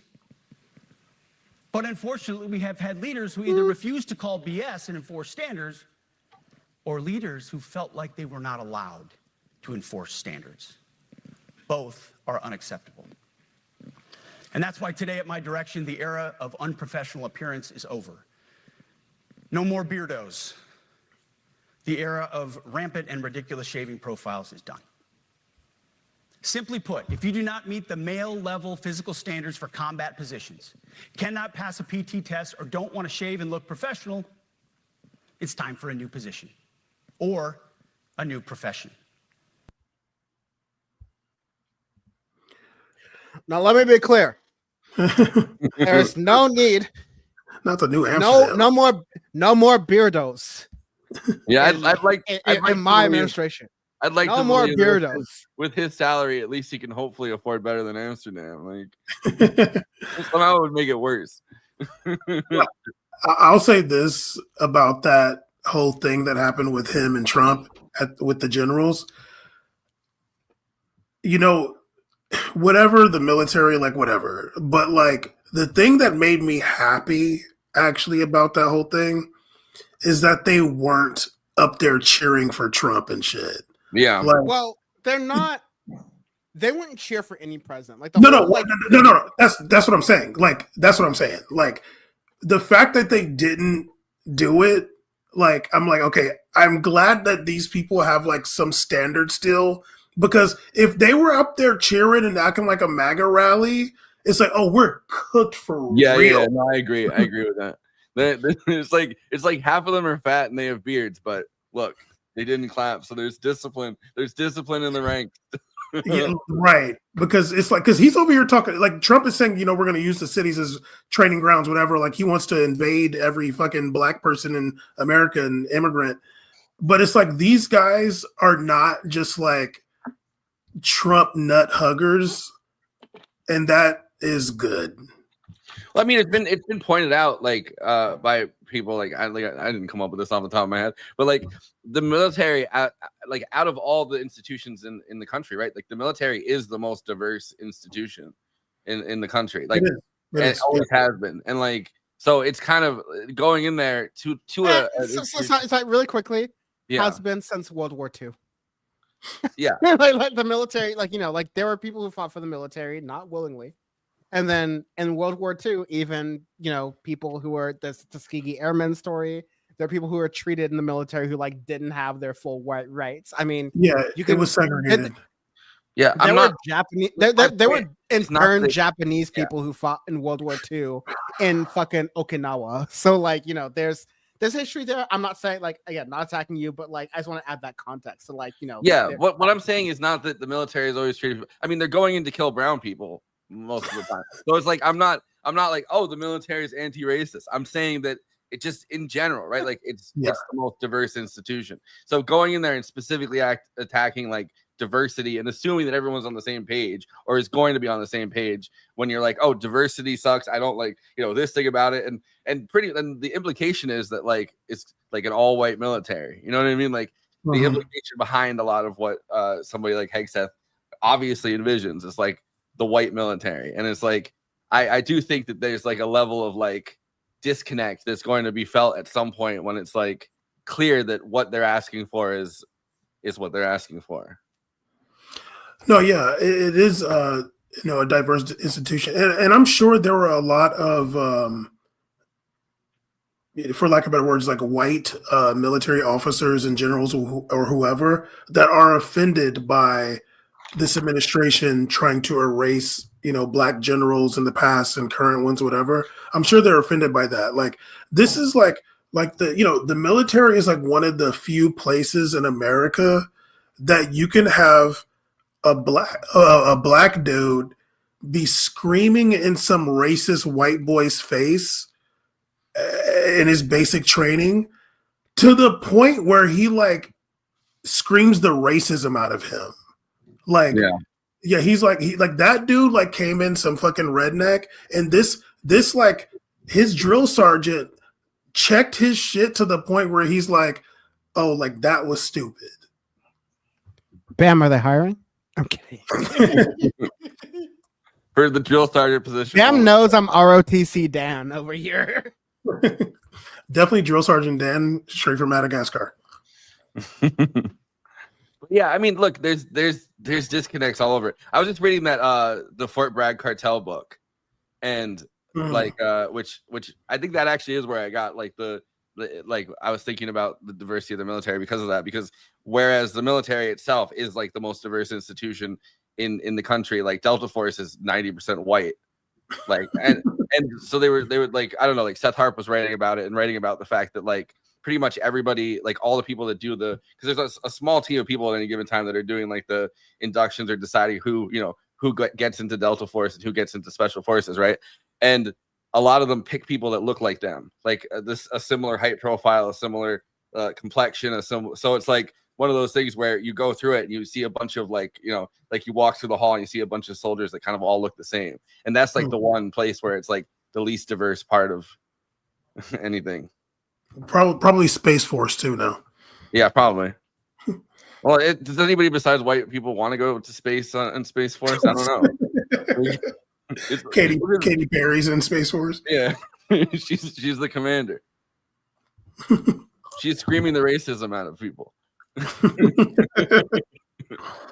In exactly this way. That's the scream. Damn, it looks like he like unhinged his jaw and he's like, Jesus. Pause. Whoa. Like the way like a snake does. Still pause. Hey yo. Still pause. I didn't know Force was freaky like that. Wow. It's just also funny too, and I've heard other people say this too, but it's like you're talking about fat generals, like the commander in chief that wears diapers, homie. Like, what are we talking about? Yeah. And you know what's funny? Like Caesar like sent me one of the reel where Trump was talking about the N-word shit he said a million times. And like I couldn't get past how like just sleepy and freaking lethargic he looked.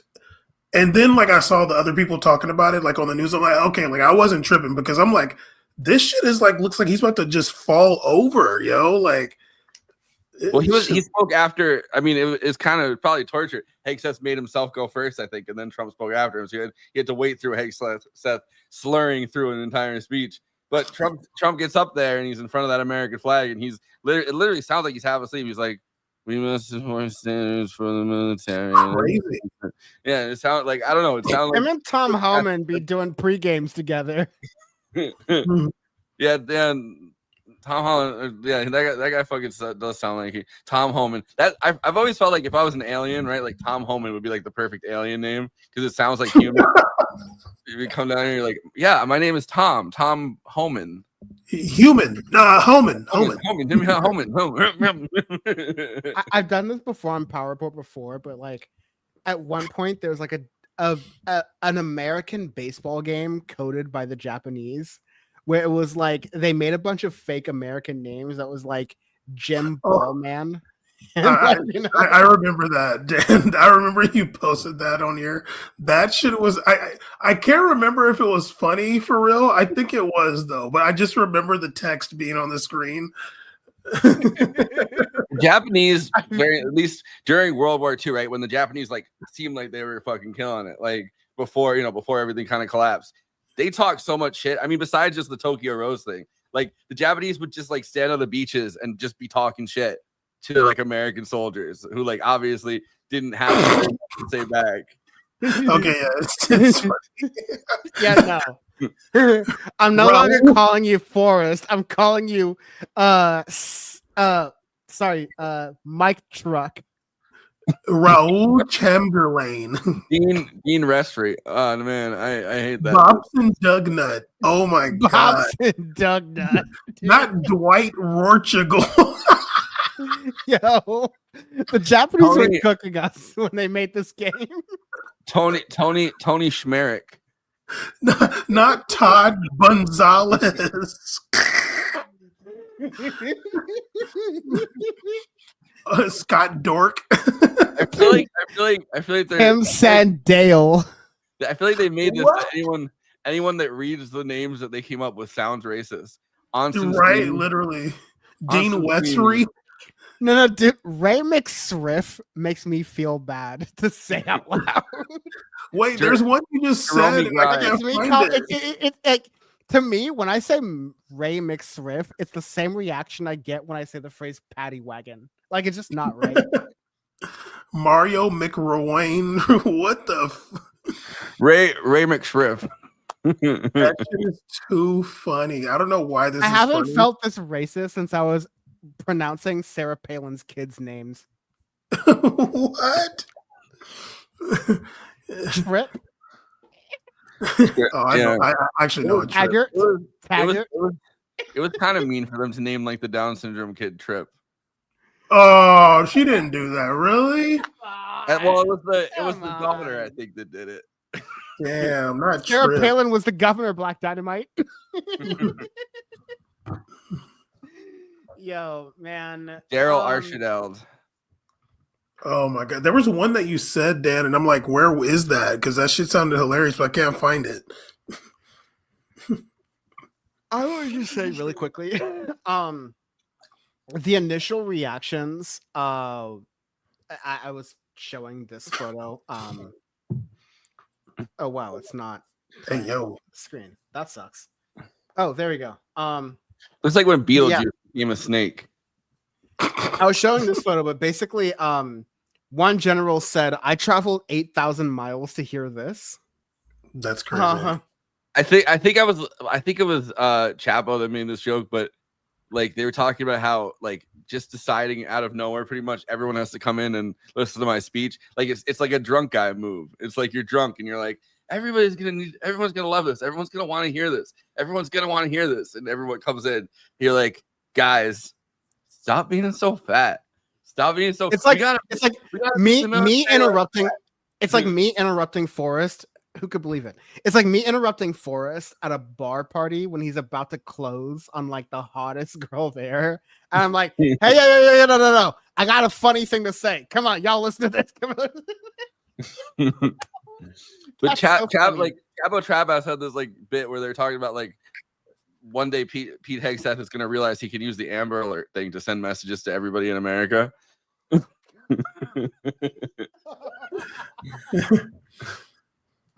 The emergency presidential alerts, like, dude, someone forgot to bring the natties. Whoever's closest to the Costco, please bring the natties. So there's I think I'm trying, like theirs was like like alert, are you mad at me? And like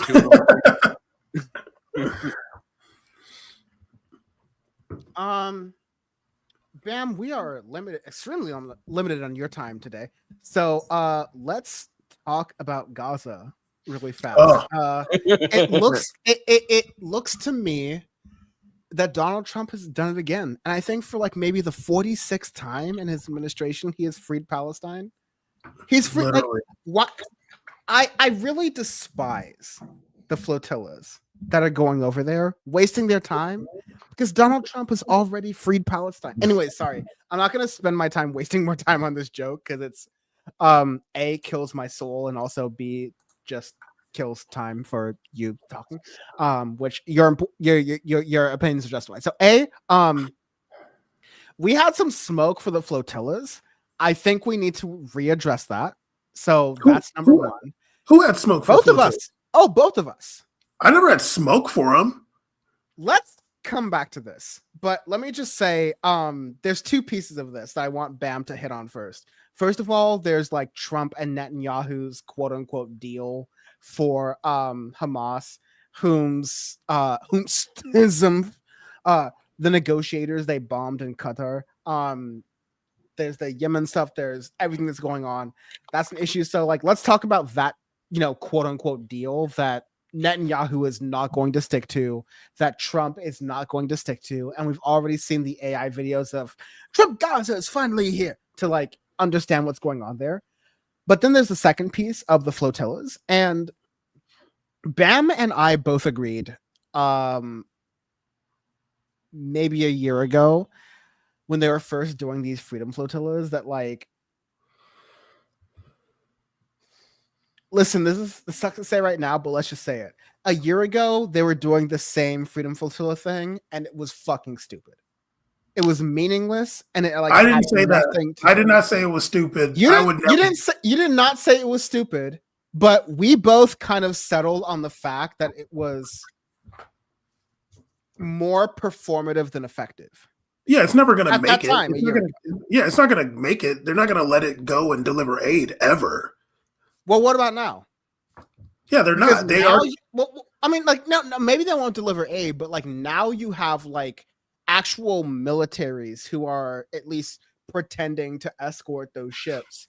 And, again, like the Italian military said that they were going to make sure those ships were safe. They didn't.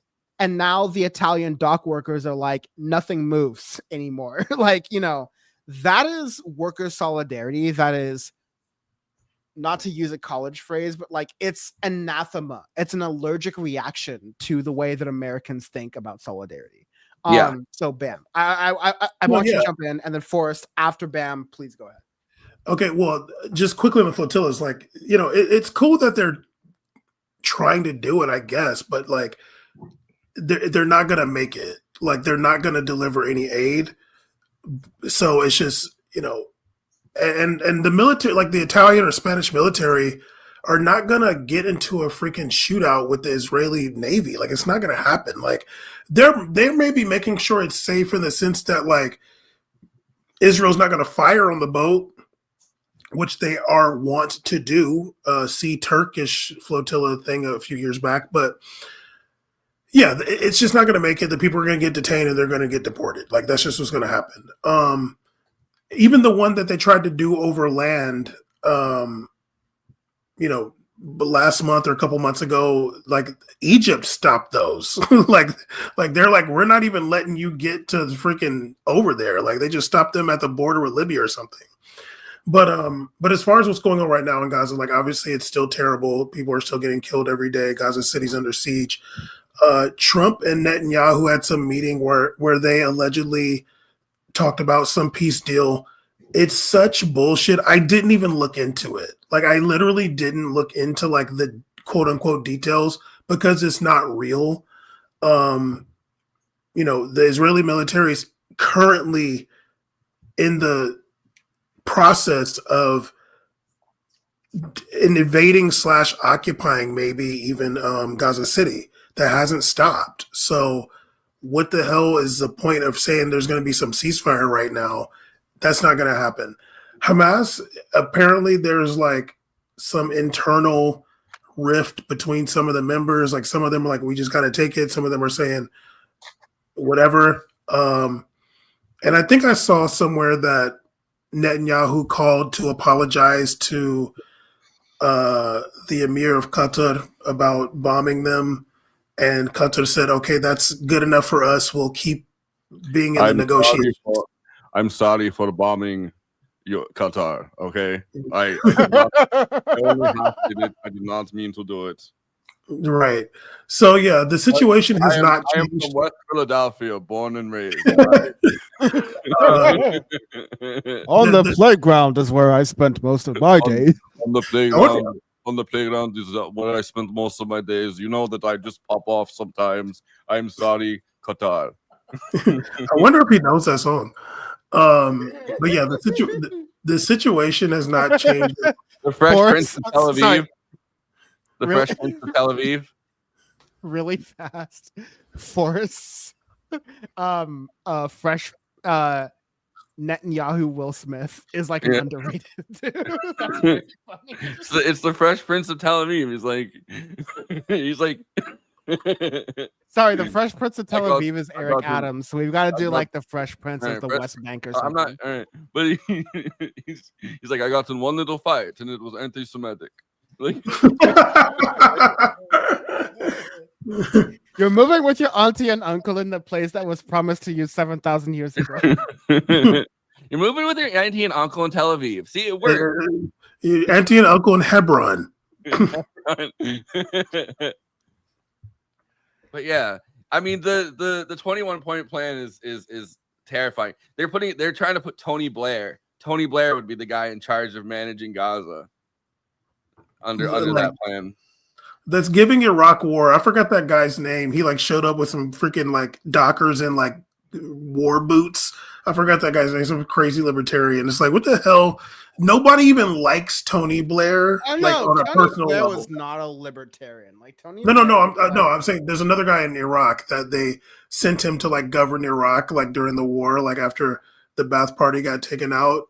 It's like, what is he supposed to do? Like he's gonna govern Gaza? Like shit is goofy. Yeah, well, he'd be like the viceroy of Gaza. But he's always been involved. The more recent pictures of Tony Blair, he like grew. He like looks like a weird, like he looks like a Lord of the Rings character. Like his hair is now gray and it's slicked back. And when he puts his hand, like there's a picture of him holding his hands like this that Michael Brooks used to have, and it looks like he has claws. Like he's a scary looking dude now. Yeah, he's always been involved with the Middle East in some capacity or another, though. Tony Blair, I don't know why. Like I don't know, he loves it. But even that aspect, the Israeli government military apparatus is not going to allow Tony Blair to be some like person making any decisions. Like this situation is like the more and more, like the longer it goes, it's like I'm thinking that they really are trying to turn it into some kind of Riviera. Like Yeah. Like I think that like I wonder if Trump could just bully any other Arab country into like accepting hella Palestinians. I don't. Well, the thing was, they were going to try to bully Egypt into doing it, and then they were going to put all of them in the Sinai. But Egypt has enough like power to not accept it. Like, but I feel like saying that was like the Trump plan was that they had it planned out so that in the Sinai they would like set up refugee camps all throughout the Sinai. That's what they wanted to do, because I mean that's part crazy. of that is also that Israel thinks that it rightly owns the Sinai. Like, yeah, exactly. And all the Israelis party on the beach in Sinai, so it's like that's I heard Libya, but I'm just like Libya is like weird now, and it's like not Here, safe. Sinai has great physicians. Yeah, they're sending all the Palestinians to Cedar Sinai. That's why Laura Loomer freaked out about that they were bringing Palestinian kids into the U.S. to get limbs put back on. She's like, not Cedar Sinai. Blizzard TikTok is like, they're getting the best care in Los Angeles. One of my friends, a friend of mine worked on one of those kids actually. But yeah, like the situation. Friend, real talk, honestly. No, yeah, he did. The situation is just like at this point, it just feels so far gone. Like, yeah, I don't know what else. Like, I don't know what else they're planning to do other than let's like occupy some of this. It's either like we're just gonna like annex maybe like most of northern Gaza and like bring in settlers there, and y'all can just have this southern part and we'll just have like a big demilitarized zone or whatever. Or it's just like y'all all gotta go and we're gonna just take this whole shit. And it's just like, where do those Palestinians go? I have no idea. They're also building more settlements in the West Bank currently as well. So yeah, they want to annex the entirety of the West Bank. I mean, Smotrich is like the person behind all of that, and he's the fucking finance minister. Oh yeah, and he's terrible. But there's the thing I wanted to say about the flotillas. The point of the flotillas was never to actually deliver the aid. The point of the flotillas was that it's photography of Israeli officials or like the IDF arresting white Europeans, because the one time, I mean, not the one time, because they've had like Turkey has sent flotillas before and they just massive them. But like, it's the image of watching the IDF arrest white Europeans of like stature that they've always felt like would inspire European governments to somehow get involved when pressure is placed on them. But I mean, you see what happens. It's like they get within 150 miles and the Italian Navy turns around. I hate to do this, but I have to do the last word because I need to move us on. And Bam, you have limited time, and I need your thoughts on one last thing in your last period of time. But my last thought on all of this, let's just note, for the record, audience, I let them both speak for a very long time. So I'm going to say this last thing is that I just like I sit in the place where and it's not a middle ground either. Like I don't necessarily think that the flotillas are getting attention right now because of white Europeans being on them. I think the flotillas are getting attention because there are white Europeans on them in the second year of this genocide. And there has now been pictures of the starvation that's been going on. And now that foreign government, like Italian and Spanish and Greece and other governments have like put their navies behind this, now they're starting to get more attention to it. I agree with that. I don't think anyone disagrees. Like, I just want to like put a bow on this. Is like I think the top level is that whereas like I started this by saying Bam and I had some hot takes in the flotillas like a while ago, and I think we're still consistent on that point. I think the main thing is that like now that you have governments who are backing the activists, now there's a little bit more of a, not necessarily justification, but I think there's like more plausibility for the flotillas to work. I know we want to talk about this. I want to like, you know, have this conversation, but we can't do it. I want to do it this bit really fast. Argentina. Afuera! Bam. Afuera! Bam, this is sorry, but I gotta do a little bit of flexing here. You know that libertarian show that I always go on, Larry Sharp? And we were talking with I did a panel with some women a long time ago. And I remember afterwards you were like, I'm not gonna say like with some women because that's like very loaded in charge, but like, you know, with some libertarians, some other libertarians, they happen to be women on the panel.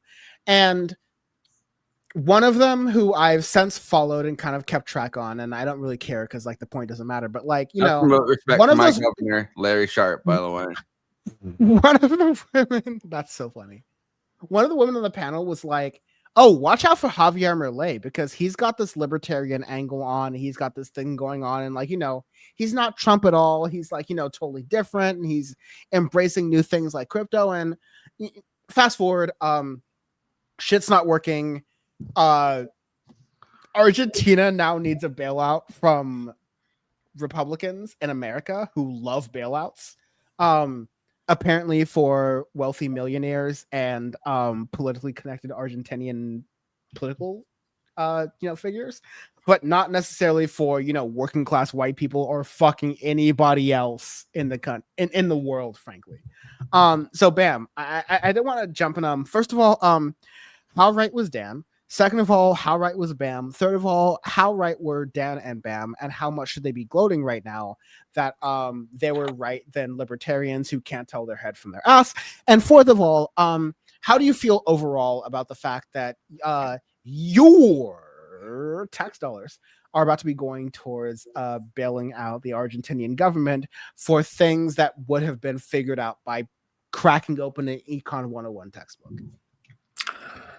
Well, okay, I'll say this. I've been looking to see if the bailout has happened or not. I'm seeing different things, but I don't care this happened, to be fair, not to cut you off, but like I care the fact that even Trump was considering it. Right. But I have seen or read some stuff about it, like actually is if it hasn't happened at right now, that it is happening to the extent that basically what's going to happen or is happening right now is that Milei is screwing over America with this bailout because they're going to like subsidize their own soybeans to sell them cheaper to China, while China is still not buying American soybeans. And apparently like even like they're lowering the price that's going to even lower the market price around the world. So America is subsidizing soybeans for Argentina, who is then selling those cheaper soybeans to China. Wow. The whole thing that we're doing in America is like America is subsidizing farmers in America because we've done a trade war against China. And China has decided to not buy our soybeans. And so now they're just going to get them cheaper. Yeah. So like, no, I just want to like, thank you for hitting this point. I just want to lay it out very clearly in one sentence really fast for folks. Like America is both giving the opportunity for China to look to non-American places to find their soybeans. And in doing that, being one of the top soybean consumers in the world, they are looking to places like Argentina, who are also being subsidized by the United States government to give cheaper soybeans. So in all of this, America is not selling soybeans like we were during these burning soybeans. They're burning soybeans, our farmers. So it's insane. It's ridiculous. It's like it's something that, once again, people just please remember this. Like, please remember. Because these are the people that are supposed to be brilliant or whatever. And basically Trump's reason for doing this is because they have midterms coming up in Argentina. So he's just trying to help them out, like Milei's party or whatever, trying to help them out in the midterms. And I don't think it's going to work still. Yeah, I mean, I for a while, Malay was like weirdly popular, and I was like, what the fuck is like? Even after he did that rug pull, he still had like broadly popular, like whatever, and like they had that one influencer or whatever that like killed himself over in America over betting everything on the Malay coin, and they did the rug pull. What? Can I watch? I think there was like a video where I don't know. I think he lost everything, and I feel like I heard the guy kill himself. I didn't look up the video, but there was like that one guy that was like, I bet everything on this. And he was like screaming into the camera. I think that like it's crazy, but that is what I mean. You know, like taking down like USAID, right? Like it's so that Trump can kind of just go country by country and like decide what he wants to do vis-a-vis aid of any kind, like taking down like, you know, any kind of soft power channels or whatever. It's just so that Trump can do like his own version of soft power country by country, like literally. Sorry guys, I gotta run. Dan's kicking me off early, but I'll be back. Eventually. Bam, thank you very much. Peace. I'll see you soon. Now, Forrest, now that we can kick off the festivities, it's just you and me. So we got through I didn't do the chyrons at the bottom. Sorry. We got through the global report. We got through some of the hee-haws, the ha-has. Let's talk about some domestic things. But first, were there any comments that you wanted to highlight? There's a lot of comments that folks have been saying, and I've been putting them on the screen. Sorry, I'm really bad with responding to comments. I'm going to do a show very soon. I know I've been saying this for a while, but like I've been moving, so I'm set up right now. But I want to do a show very soon where we're just like talking to commenters as well. But yeah, what's up? Anything you've seen so far?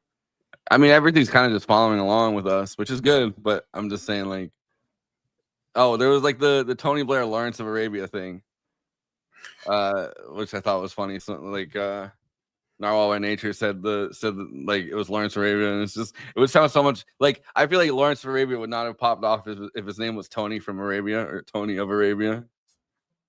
Like, I feel like if his name was just Tony, everyone would be like, I don't Tony from Oblaria.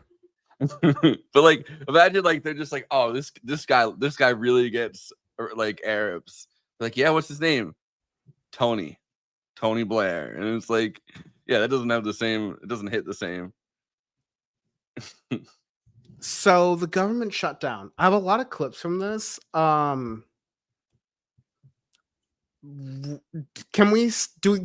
Let's start with Bernie speaking on the shutdown. I thought this was like a very poignant piece when he was. Is it the one of him and AOC talking about it? Actually, no. This is him on CNN the night of the shutdown actually happening.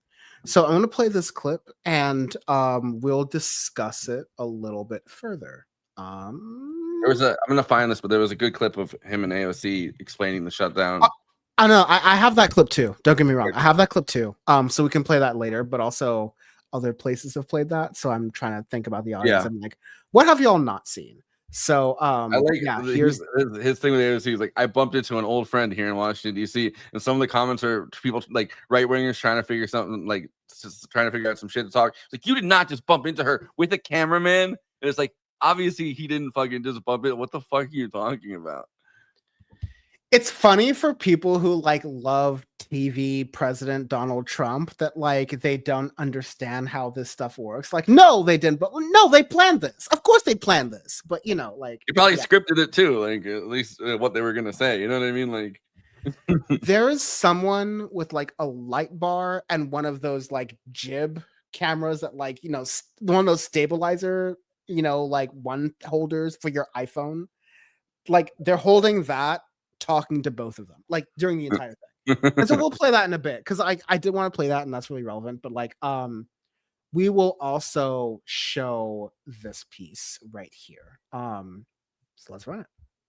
Like House Speaker Mike Johnson and others who say the subsidies don't expire until the end of December. We have time to negotiate on those and we can find some common ground. Well, for a start, common ground, really. They have had months. And for the first time in modern history, they have not sat down. What has always happened is the majority, you know, he talks about how 13 occasions they worked. with the Democrats. It's true, because the Democrats in that case sat down with them. So what you need is a bipartisan solution. What these guys have said, it's my way or the highway. This is the way it's going to be. And that is kind of what Trumpism is about. That's that authoritarian tendency that we're seeing in America right now. So are you telling me you're willing to vote no every time Leader Thin Damn right. brings this I am up? not going to allow. Let me be clear. All right. You can quote me on this. You can quote me on this. We say in Vermont, till the cows come home. I will not let tens of thousands of fellow Americans die because they're thrown off of healthcare. In my state, people cannot afford a doubling in the healthcare premiums. We are the highest prices in the country for healthcare. People just can't afford it. And what the Republicans have got to do is go into their hearts and go back into their constituents. Ask their constituents in Louisiana, where Johnson is from, do you think it's a good idea to give $1 trillion in tax breaks to people like Bezos and Musk and Zuckerberg, the richest people in this country, in order to throw people off the health care they have? I think the answer will be a resounding no. So I hope the Republicans develop a sense of morality, listen to the people of America, and do the right thing. Back in 2018, Forrest? This is unrelated to just that clip. Caitlin Collins is like a low-key, like right-wing freak, right? Oh, I thought you were gonna say she was a low-key baddie. No, I don't believe that. But she is. Forrest got real political there for a second. He was like, let me be clear. I treat her in the most respectable fashions. I would not think of her in that manner. She skeeves me out. I don't want to treat her like anything, but I don't know. There's something about her that kind of skeeves. She started out at like the Daily Caller though, like the Tucker Carlson owned. Oh yeah, I don't like if you have that job in cable news, like I kind of assume at this point, like you're from the Daily Caller, like at best. Yeah. Honestly, like well, I'm just saying, like. That's just something I've always I've constantly been like tried to parse out because I think that she's farther right than the other ones. But yeah, I think that Bernie fucking standing up and saying that is good. It's really been pissing me off though, and like I mean, Democrats have not had a good answer to this question. The thing earlier with there was an AOC clip where she did have a good answer to this question where she was talking about how like there's literally laws that illegal immigrants, I even hate using the term illegal immigrants, but illegal immigrants can't get Medicaid. Like they're not able to apply for Medicaid. There's literally laws that say illegal immigrants can't apply. And that's the top lie that they're like, oh, Democrats are holding up the government and they're shutting down the government because they want, I hate the term, illegals to be able to use health insurance. When on the federal level, that's not possible. Just fundamentally in the Constitution, if you show up at an emergency room, you will be taken care of. Yeah. Again, fundamentally in the Constitution, this is America. And so what happens after that is basically in God's hands. But we will take care of you if you show up in an emergency room and you're like messed up some type of way and your immigration status doesn't care because doctors don't abide by papers laws, right? And that's some of them don't even universal. Some of them don't even abide by borders. Doctors Without Borders. Facts. And also again, the Republican Party has spent, before the Trump administration, even before the Bush administration, and frankly even before Reagan, they've spent decades upon decades upon decades trying to defund and legitimize higher education, especially now when it comes to RFK, when it comes in terms of medicine. So the only option in America, because of the situation that Republicans have put us in, again, not just because of Donald Trump, but for the past minimally 40 to 50 years, we are in the situation to where we are going to be behind medically to be able to deal with just basic emergency care type things for possibly a century. Yeah. Not even because we don't have the knowledge here, but because we don't have the people. Yeah. Like literally because the Republicans, you're paying more for worse care. Like just over and over again, right? Like you're paying more money out of pocket regardless of like really the program. I mean, you know, Medicaid, they cover a lot of stuff, but like you're paying more money and the care is worse. And you're paying more money and the care is worse. And especially because of the big fucking ugly bill, you know, like you're going to be paying a hell of a lot more and the care is going to be butt ugly Martian. Yeah, you're gonna be paying hell of a lot more, and the fucking care is gonna be notably worse because people are not gonna want to be doctors because you're not gonna, you know, rural hospitals are gonna close down, and in a lot of places that people didn't even really want to be doctors necessarily in the first place because it's in the middle of nowhere and you're kind of providing a service to people that you might not want to be fucking providing to, you know, to the middle of nowhere. Like it's going to be notably worse in all of these places, and it's a domino effect. Like if you defund Medicaid was the heart of a lot of these fucking hospitals, a lot of these institutions that were able to service these communities because Medicaid, the federal government would pay them back because everybody in those areas is on Medicaid. Right. I have the clip that you were discussing where like Bernie and AOC are talking with each other. We can play pretty much the whole thing, but I have it started, you know, after the pleasantries are done. Yeah. Oh, I just ran into you. Wow. Out of nowhere. Whoa. There just happens to be a Wow. What do you mean? I'm just hearing that for the first time. Wow. Wow. What do you mean you just ran into her? Your guys are filming this. Wow. But I do think You mean she's gone? Wow. Wow. There needs to be a response that is not like a bigoted response and is not like a nativist response, but like they're going to keep using just they're trying to give X thing to illegals. You know what I mean? Like they're going to keep using that over and over and over again.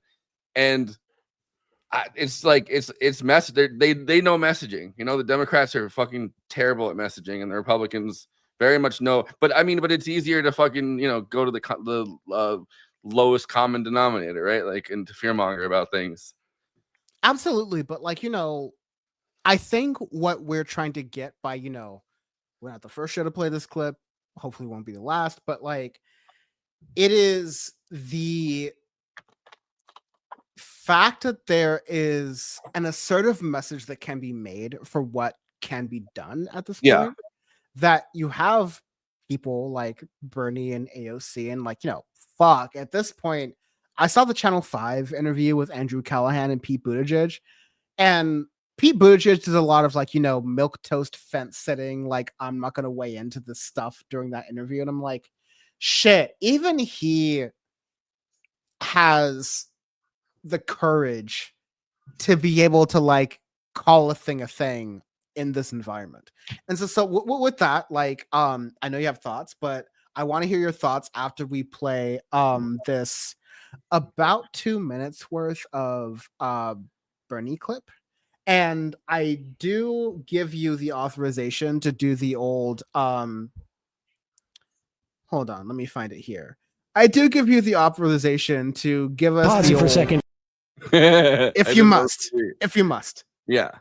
I mean, Yes, we can so, watch it. I'm not. I don't need to pause it. Well, it's gonna be a 2.5 minute clip, so like, pause it at least once, at least during the halfway point. If not, I will. All right. Yeah, let's run it here. Republicans are attacking Alexandria, attacking me. Why didn't you vote for this clean CR to keep the government open? Well, there's nothing clean about it. This is one of the dirtiest tricks that is being pulled on the American people right now. Starting today, October 1st, and throughout the rest of the month, Americans across this country are going to start getting notifications that their insurance premiums are up to doubling. We're talking about... Say that again. Your monthly insurance premiums are going to double for millions of people across the country. At a time when we are already paying, by far, the highest prices in the world for healthcare at a time when people can't afford it right now. So what happens? That means people getting bankrupt over chemotherapy, people going to the pharmacy and not being able to get their insulin. And frankly, it means a lot of Americans are going to be in danger. And Republicans want us to rubber stamp that. So what are we going to say to that, Bernie? Well, I'll tell you, it's not only be in danger. Let's be clear. And I'm not Doesn't make me happy to have to say this. I do want to pause here and like, in defense of the people who are like, "Oh, this wasn't candid; it was staged." AOC is very good with her positioning, and she's like, "This is bad." And how are you going to continue that, Bernie? And Bernie's like, "Whatever, I don't care, bitch." Anyways, what I was saying was that here's the thing that I want people to focus on. And I want people to center me in this conversation. I do like when she says you're gonna double it, and he goes, "Say it again." It's like, say it again, and he's like, "No." Anyway, I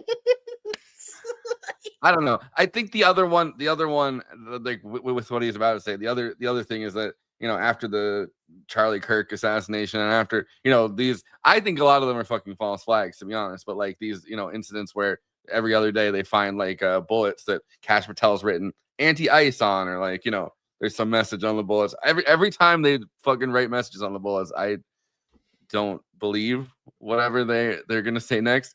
But oh yeah, no, every, you know, quote unquote politically engaged mass shooting after the Minnesota one, I can't take the narrative at face value. I'm not saying like I'm jumping into every single conspiracy about it, because there's some that just like don't pass the sniff test.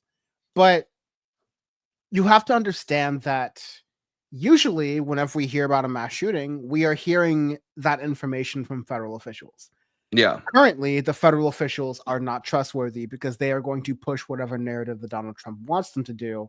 And if they don't, you'll hear a story about them being fired for not pushing the narrative that Trump wanted them to do. So like, you know, either you know that Trump is lying to you, or you know that Trump is lying to you and the person who didn't want to lie to you got fired. So now you know that Trump is going to lie to you in the future about things that happen to touch this, you know, region. Yeah, I think probably Pam Bondi is going to be the first to be pushed off the ship. But my thing is that every time now that like a real thing happens and it's like 5,000 or 50,000 people or something a year are going to die, like I've seen that statistic pushed out by Bernie, the first thing that conservatives are going to say are, "Oh, this is going to get more conservatives killed because, you know, because you're using hyperbolic language." And the language policing is going to get, I mean, I'm glad that people aren't falling for it, you know, that are in power and going, "Well, we can't say people are going to die." I mean, like, you know, Fetterman probably is, but like, you know, I'm glad that, you know, at least people like Bernie aren't going to just take the bait and go, "Oh, well, we can't say anything, you know, even if it's true, like we can't say it now because we have to lower the temperature." But I do notice that like that is the other narrative that gets pushed now, where it's like, but there have been studies out there. Yeah. Sorry, I didn't mean to play that, but No, I was going to. It's like true information that's alarming is going to be downplayed by conservatives going, "Oh, this information is going to get more conservatives killed because they're killing conservatives now," and writing anti-ice on the bullets. Yeah, let me just say this on wax really quick. Writing Trump is bad on the bullets. Let me just say this on wax really quickly. The South Park guys are bitch made unless they do an episode about the Charlie Kirk thing. Yeah. Like I will never take another white man in my life saying, "Oh, you know, they're really edgy. Oh, you know, they've gotten a lot better." If you don't talk about the Charlie Kirk thing, especially after this season when you made fun of Charlie Kirk while he was still had a pulse, like you're bitch made. Like you're bitch made. It doesn't matter. Like you already got the contract with Paramount. You're already about to be billionaires. Like even if this crashes out, you get to make a short film with Kendrick Lamar. And it's still in editing. You can still do some fuck shit with that, all right? So like I don't care about y'all. But if with that platform, you can't stand on business at this point with your best show, you're bitch made. You're nothing better than like Seth MacFarlane doing Family Guy cutaway gags. Like, I don't care. I think you're just like, you know, the weakest version of media. But I'm going to play the rest of this, and then Forrest, you get the floor. Doesn't make me happy to have to say this, but there have been studies out there that when you combine doubling premiums for the ACA and then throwing 15 million people off of Medicaid and the ACA. The result is, according to studies at Yale and the University of Pennsylvania, 50,000 low-income, working-class Americans will die every single year. All right? If you don't have the money to go to a doctor and you're sick, you die. And that's what we're looking at. That's what this clean bill is about. And so Republicans want us to rubber stamp that. And we're saying no. We need to stand up for the American people. We need to stand up for our healthcare system. And if they want our votes, they need to make sure that we're protecting every American and making sure that we can do what we can to continue to make healthcare accessible, affordable, as we work to make it a human right for all. Right. So let me just back that up. Remember, right now, our healthcare system is broken. Right now, we're the only major country on earth not to guarantee healthcare to all people. And these guys want to make it even worse. We're not going to let that happen. No, we're not. Thank you. Onward. I mean, yeah, they're right on this. I think, you know, we obviously like need to push the narrative that, you know, our system is 100% failed and it's just going to get worse. And, you know, like the whole idea of like the ACA as a marketplace has failed. Like, obviously it's failed. Like one of the craziest things is Obama running against Romney in 2012. And then, you know, like Obamacare, his signature policy was just Romney care, you know, dolled up a little bit. And then with Medicaid expansion, you know what I mean? Like it's a little bit crazy that kind of just happened without much of a passing comment until much later. But well, like this is the thing I want to ask about really quickly. We may end a little bit early because boy, I've been doing one of my midweek all-nighters and I have not slept in 36 hours and I'm starting to feel it. But like I think there's an argument about whether AOC has a better vision than Democratic leadership at this point, and whether she can leverage that into a campaign in 2026. I think that's, you know, well-trodden ground, and a lot of people have talked about that. But I think the real thing is about, like, you know, short-term strategy, which, you know, folks feel kind of afraid to talk about, which is we saw a lot of energy when Bernie and AOC were doing these rallies across the country during the first parts of the Trump administration, which we look back on as the halcyon days when we all know now in retrospect it could have gotten a lot worse. And we're now going to look on these, the halcyon days of which it could have gotten a lot worse, even though we're using phrases that no other media outlet is using right now, but are completely valid and justified, like coup or regime change that are currently happening right now. When you tell the military that you need to essentially pledge loyalty and fealty to a man and not a system of laws, checks and balances like everyone else has done, like, you know, it's kind of cooked. But in this specific context, how are you looking at this as far as what how we're able to move the needle, or at least, you know, keep existing for the next couple of weeks or months or so? I mean, I think the whole thing about cities coming out when Trump sends in the National Guard, insane, like that you even have to, like, you know, premise anything with that. But like, I think that it's obviously really important every time Trump sends in the National Guard from now on that like people come out in force. And then like in a lot of places they have, I mean, the whole thing with Portland, right? Like Trump sent in the National Guard because people were resisting ICE to the point where he felt like he had to militarize the situation or whatever. And I think that a lot of stuff is just trying to grind things to a halt, or like, I mean, there was someone at one point that, like, I saw this video where it was someone talking about how like people should join ICE and then try to corrupt it from the inside. And I don't necessarily think that people should do that. But like, I do think that, you know, standing in front of like, if you have the courage to do it, like standing in front of like vans, like, you know, like trying to make sure that they can't just grab people off the streets, or at least trying to cause enough of a scene that it embarrasses ICE agents to the point where it's harder for them to do their jobs. Like anything like that definitely helps. If you get into a situation where, you know, your city is, you know, being militarized or whatever, I think that that's good strategy. Right now, it just feels like we're in like a waiting period to see how bad things get. Like it's kind of crazy to like be in this position, like because it feels like things are going to get a lot worse, or at least they're going to try to get a lot worse. And it feels like standing in front of. I mean, it feels like right now, like it's just like it's almost like a holding period where you're like, what the fuck is going to happen next? And I think that's the point of it, right? To throw so much at you at once that like it feels overwhelming to some degree. Like I think that's always been the Trump strategy. He just does everything at once to try to like just keep putting the boot heel down on you. And I think realizing that that's the strategy and trying to parse out what are priorities and what's the most important thing and what's culture war shit that might be important in like might have importance but like is clearly just to trigger. Like there was a thing where Hegseth was like, oh, we're going to give people like wounded knee veterans, we're going to make them keep their medals or whatever. And it's like in any other administration, it's like, all right, well, that would be a kind of horrific detail to add in, but it's clearly just to like own the libs because they don't really know what they're doing. Like I don't think that there is like an overall plan. I think right now they're trying to see how far they can get to. Like so like I agree. Like there is not really a plan. You look at like I think what you're kind of getting at is the cruelty is the point, especially when it comes to the rhetoric.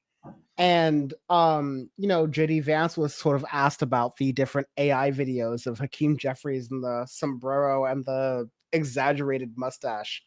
And it's like, Donald Trump's just having fun. And fun is an interesting word to use as someone as a leader of the government when there are people who work for the government, many of whom who voted for the Trump Vance ticket, who are volunteering for the government.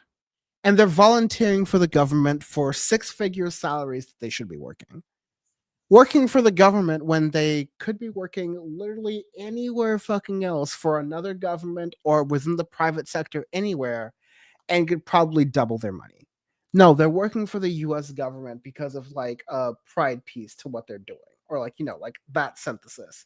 And yeah, a lot of people, so many people in this case are just like, if it's not happening to me, then I don't give a fuck, actually. So yeah, it's very interesting right now. Yeah, but there's a lot of people also that do care, like that do feel like that do fucking hate this administration. I mean, it's kind of crazy. It's crazy that like we live in a time of such like hyper partisanship that every single like there's no more government that gets like a real mandate to do anything, right? Like every single time someone gets elected, it's like some form of like a 50-50 split.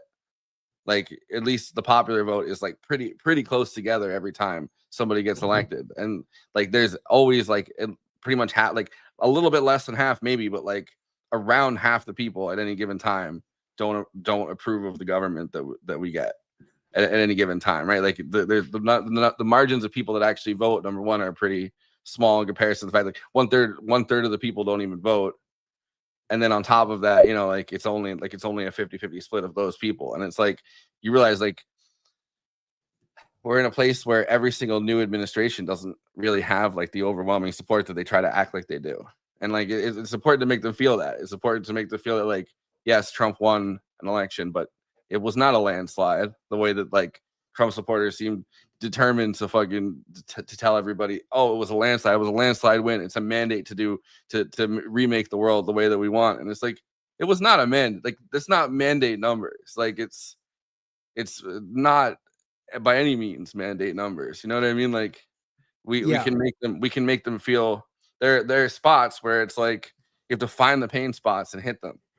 I think one of them is it's harder for, I mean, they're going to get more violent about it, but it's hard to like, if you stand in front of ICE vans and like, if you make life hell for ICE agents, I think you can demoralize them pretty fast.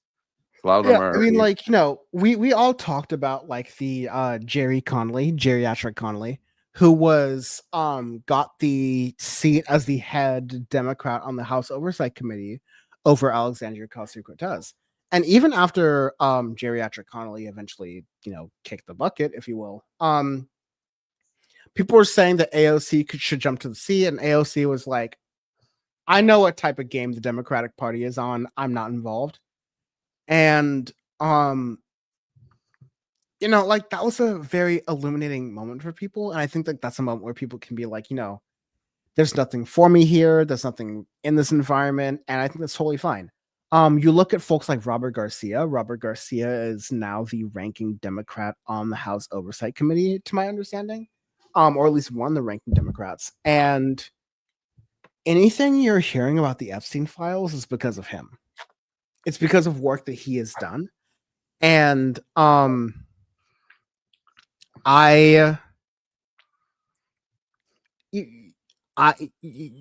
you know, like I think resistance is gonna take and has to take many different forms in this moment. And what, even though I can find some moderate positions about Robert Garcia, I think what he's doing right now in the context of everything that's going on is very poignant and very correct. And Bro, Connor's we have been to on look that to too for, you know.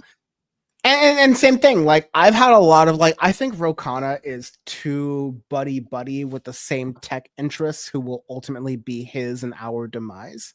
Yeah. But he's been really consistent, not only on the Epstein file stuff, but on other things that have to tie it with civil liberties. That, like, you know, he's not really like a rock the boat voice, but he is a voice who is willing to speak against some of these, you know, worser atrocities, if you will. He's So, been you know, that's on Medicare for all, and that doesn't get enough props for that, to be honest. Like, but yeah, I think that, I mean, you know, I think because of who his constituency is, because it's the tech overlords, right? Like, I think that it's notable that Rokana has been a voice for releasing the Epstein files, like, because I'd guarantee you anything, a fair amount of his constituents are at least associated with it.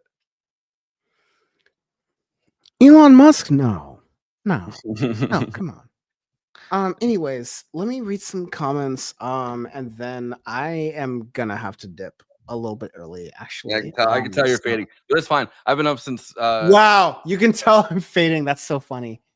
Bam says the same thing. I somehow woke up at like 3 a.m. and then couldn't get back to sleep.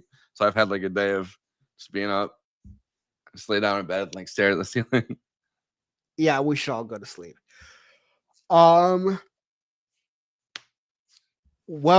RMT Watcher, I'm not even gonna read that one. The R will stabilize you until you get sent out. That doesn't mean you get meaningfully treated, except for the things that, like setting bones or anaphylaxis. Boy, is that real. Novel by nature, blaming immigrants is going to get less and less powerful as they illegally deport all of them. Which minority group is next? That's the thing, is that, like, blaming immigrants is a hell of a drug. And that doesn't, you can weaken that impulse, but you can't kill it, unfortunately. Yeah. I mean, I do wonder, like, so, you know, JD Vance is like on Twitter probably more than any person in his orbit has ever been, or in his position right now has ever been, right? Like JD Vance is like just deep in this fucking Twitter sphere. And I do wonder if, like, one day he's going to slip up and forget that, like, Twitter is not, you know, the country. Like, like the way people have been allowed to speak on Twitter since Elon has bought it is not necessarily language or you know, overtly the way that, you know, everybody else is able to get away with, you know, saying probably like the most racist fucking shit you've ever seen. At some point that fucking poisons your brain. And I do wonder if, like, we're gonna see a JD Vance that slips out something that's like not just bad, but like off-putting enough that you start to see the tide change a little bit. Listen, I'm down. I also hold the fact that, like, we are in the era, especially after Obama. Like, Obama hazed Biden, Trump hazed Pence, to say the least. Biden then hazed Kamala. Hazed the fuck out of Kamala. And Trump is now hazing Pence. Like, we're in the age of hazing vice presidents. And so out of that become broken pledges, if you will. Yeah. And I don't know what politics comes out of that. Like, I don't know. Like, you can literally get two types of politics out of that. You can either get the type who are like, I went through that and I don't want anyone else to go through it. Or you get the type like Pete Hegseth who are like, those were the good old days when we all got abused. Like, and, you know, I think every major college campus is like, you know, that's a fraternity, that's a sorority, they all get crazy, but like that one fucks animals. They make their pledges fuck animals, and we're not gonna deal with that fraternity at all. Like, you know, like there are certain lines, and so I'm not sure if those lines exist for this party, but I think that when we're talking about the broader American public, not necessarily the wonderful Power Report viewer, but also just like the normies, I think the public is going to rule differently on all of this, on much of this, than we are thinking about right now. But that's also an opportunity for people on the left to like start to create that narrative, because the right wingers are 3 to 5 steps ahead of us already, and we need to make up that ground. Like, existential crisis need to make up that ground and make up that, you know, winning over people's opinion stuff. Yeah.